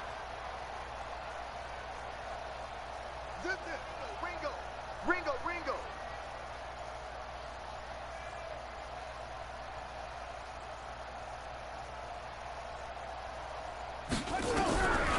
Kaiser to throw it.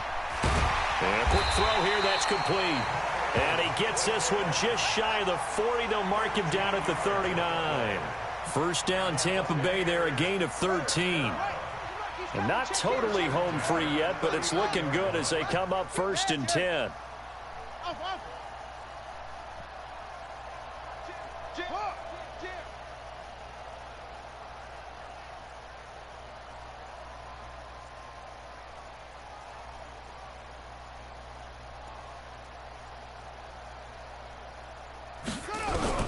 From the shotgun, it's Kaiser. He's going deep for Brown. And this is caught at the 20.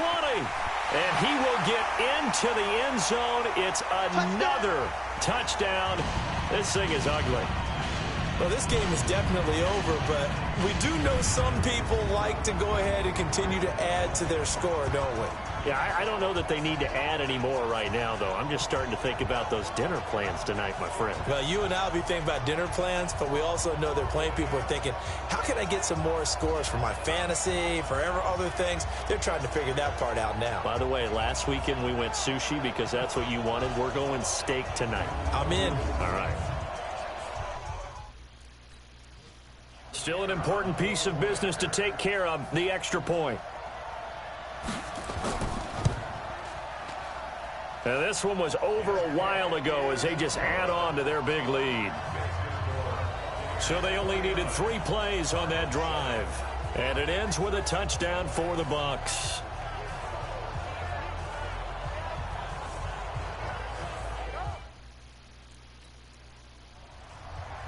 The kickoff unit is out on the field, and they will send this one away. This is taken at his 4. And he'll bring it a few past the 20 to the 23-yard line.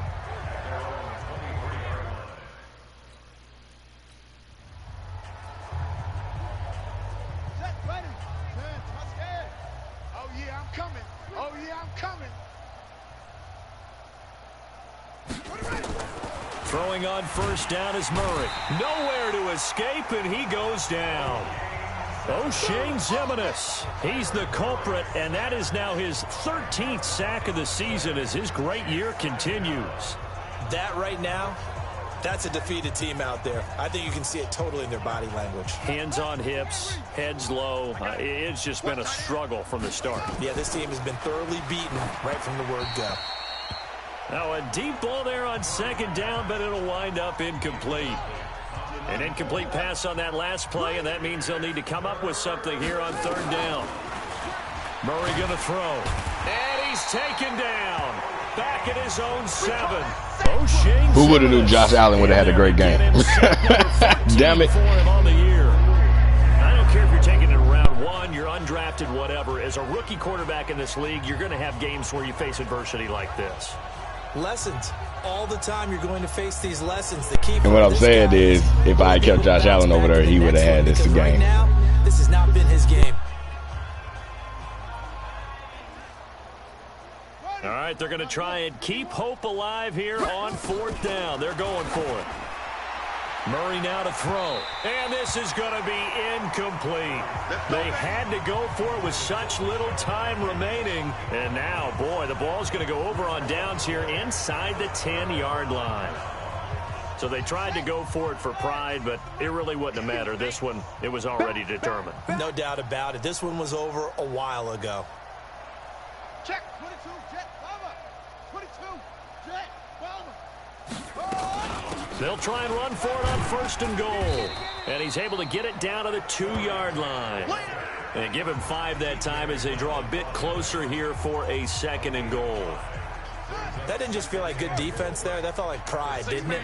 He's already gotten into the end zone twice, trying to get there for a 3rd time. No one likes to have the hat trick against them. They go back to Grant. And he'll get him a bit closer as he's down to the 2-yard line. Call it a gain of a yard as they get a little bit closer here. It's 3rd and goal.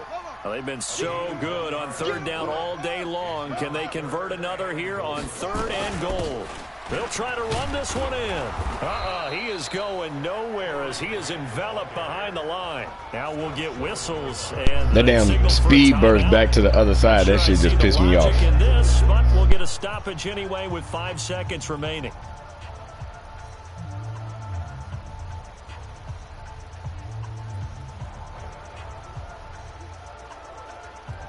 And they're going to go for this thing. They're not going to leave anything to chance. They're going to roll the dice on 4th and goal. Watch the whip. Don't go. You got to get moving, man. Man, move it. You got to get that. 95 is mine. They'll try and run for it. And they are going to score again. Yet another touchdown as they just add to their totals. That's it, Charles. You play to the final whistle, I get that, but there are a few folks that might not be too happy with that score late in the game with it already well in hand. You seem a little squeamish about that last score. I struggle with it. That's what they bitch-ass get for going for it on 4th down. They should have punted. Get it on the other side. It's, hey, do something about it. Stop them. I'll guarantee you I know who was really excited. Fantasy owners who had them. Hey, listen, get the points. Worried about hurt feelings or anything. Now for the point after.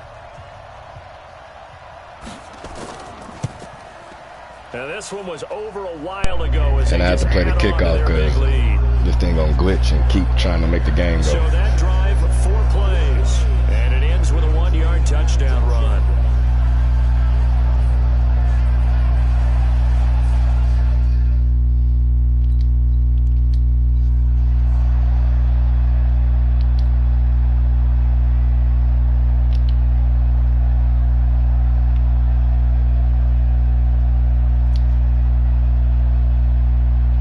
out as the kickoff unit as they run up and send this one away. Short kick. One of the up mid will take it now.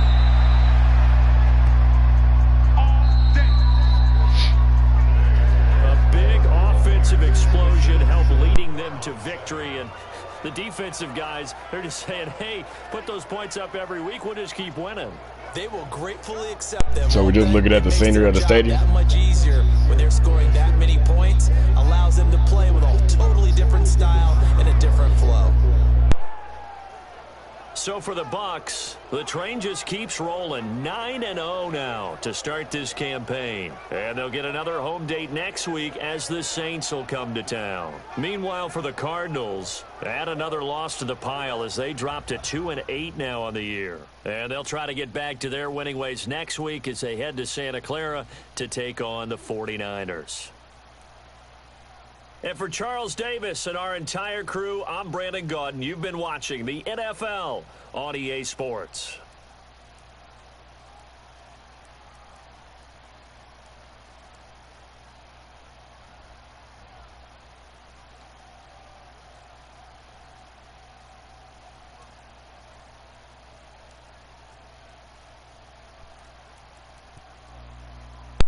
So outside of that one run,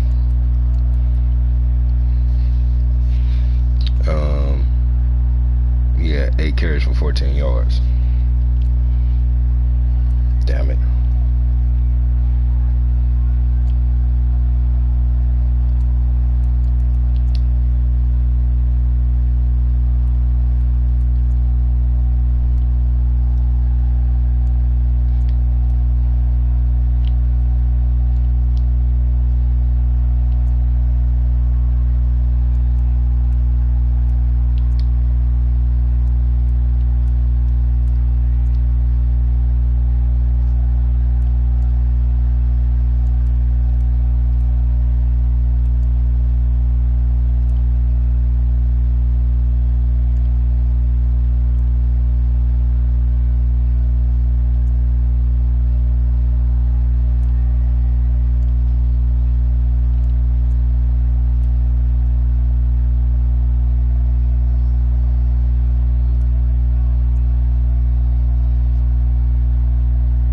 So we're going to go look at, he would have had 8 more tackles, even possibly more than that.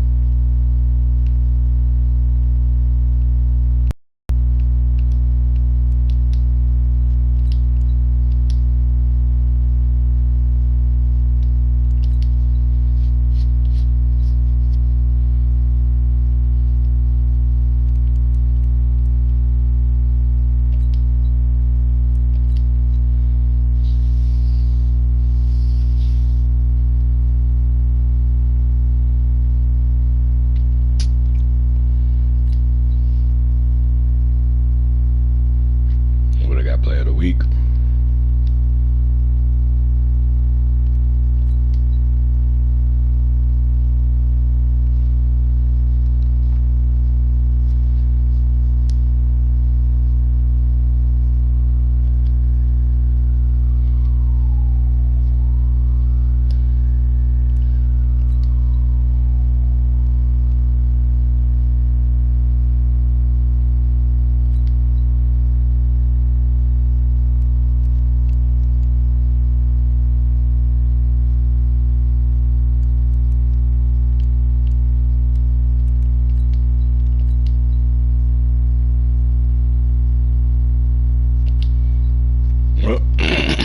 That's the best move for you.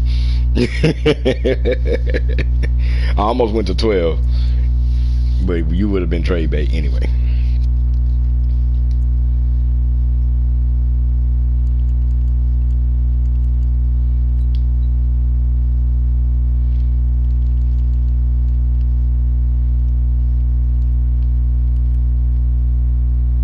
I just want to look to see just in case if all the players are taken. I still want to scout this.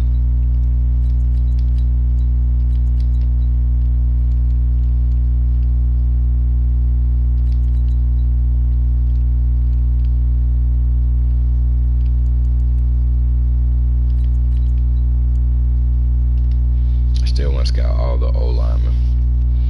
All right.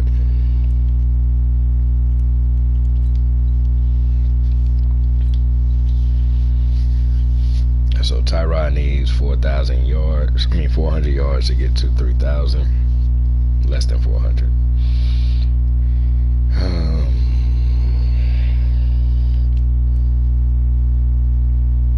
Corey Grant got over his 1,000. He's got 14 touchdowns. What is I'm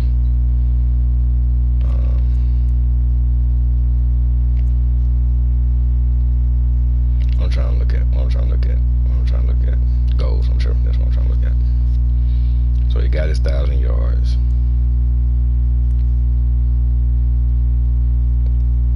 Not gonna get to 2,000. We're not gonna run the ball that much. Might get you to 1,500. So 1,500 and 15 touchdowns.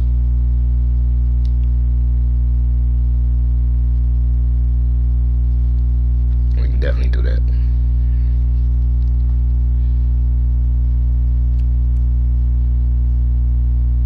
Antonio's catching up on the catches. He's got over 10 touchdowns, over 1,000 yards receiving. What's the receivers of goals? So it's same like and 100 catches.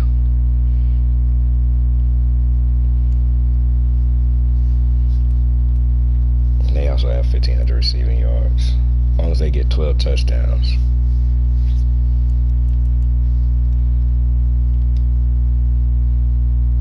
I don't know if we're gonna be able to squeeze out 100 catches in the season. Maybe with Miles if we kept pushing for Miles, but I don't know about that. You're definitely gonna get over 12 touchdowns. Is it 12? Wait, what was 15? 15 is only the running backs, right? Yeah. So we should get you to your 12.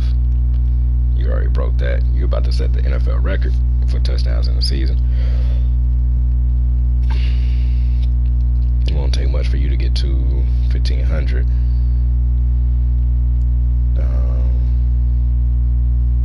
Maybe we should go back after this game, because this will be 10 games. We'll go back and put the focus back on Miles. Make sure he get the record. So for the season, you would have 8 more. You would have 83 tackles. 84 tackles.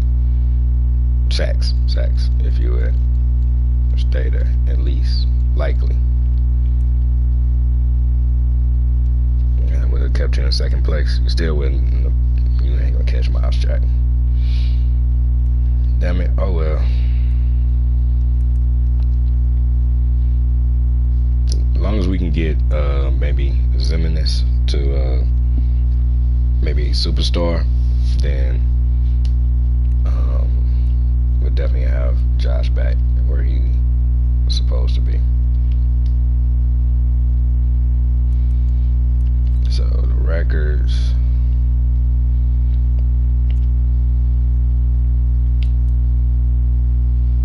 You're not gonna get that. You're not gonna get that. Where we get you in like the top 10? Oh yeah, probably not gonna get you that.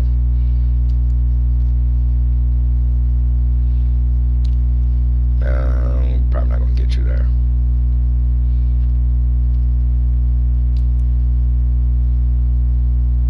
We can get you to 24.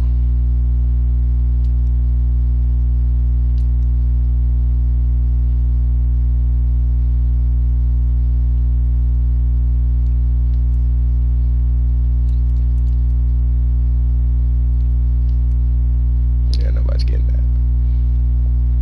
All right. So, next game, the rematch. See if we can stop this Drew Brees passing offense. Let's go look at the standings real quick.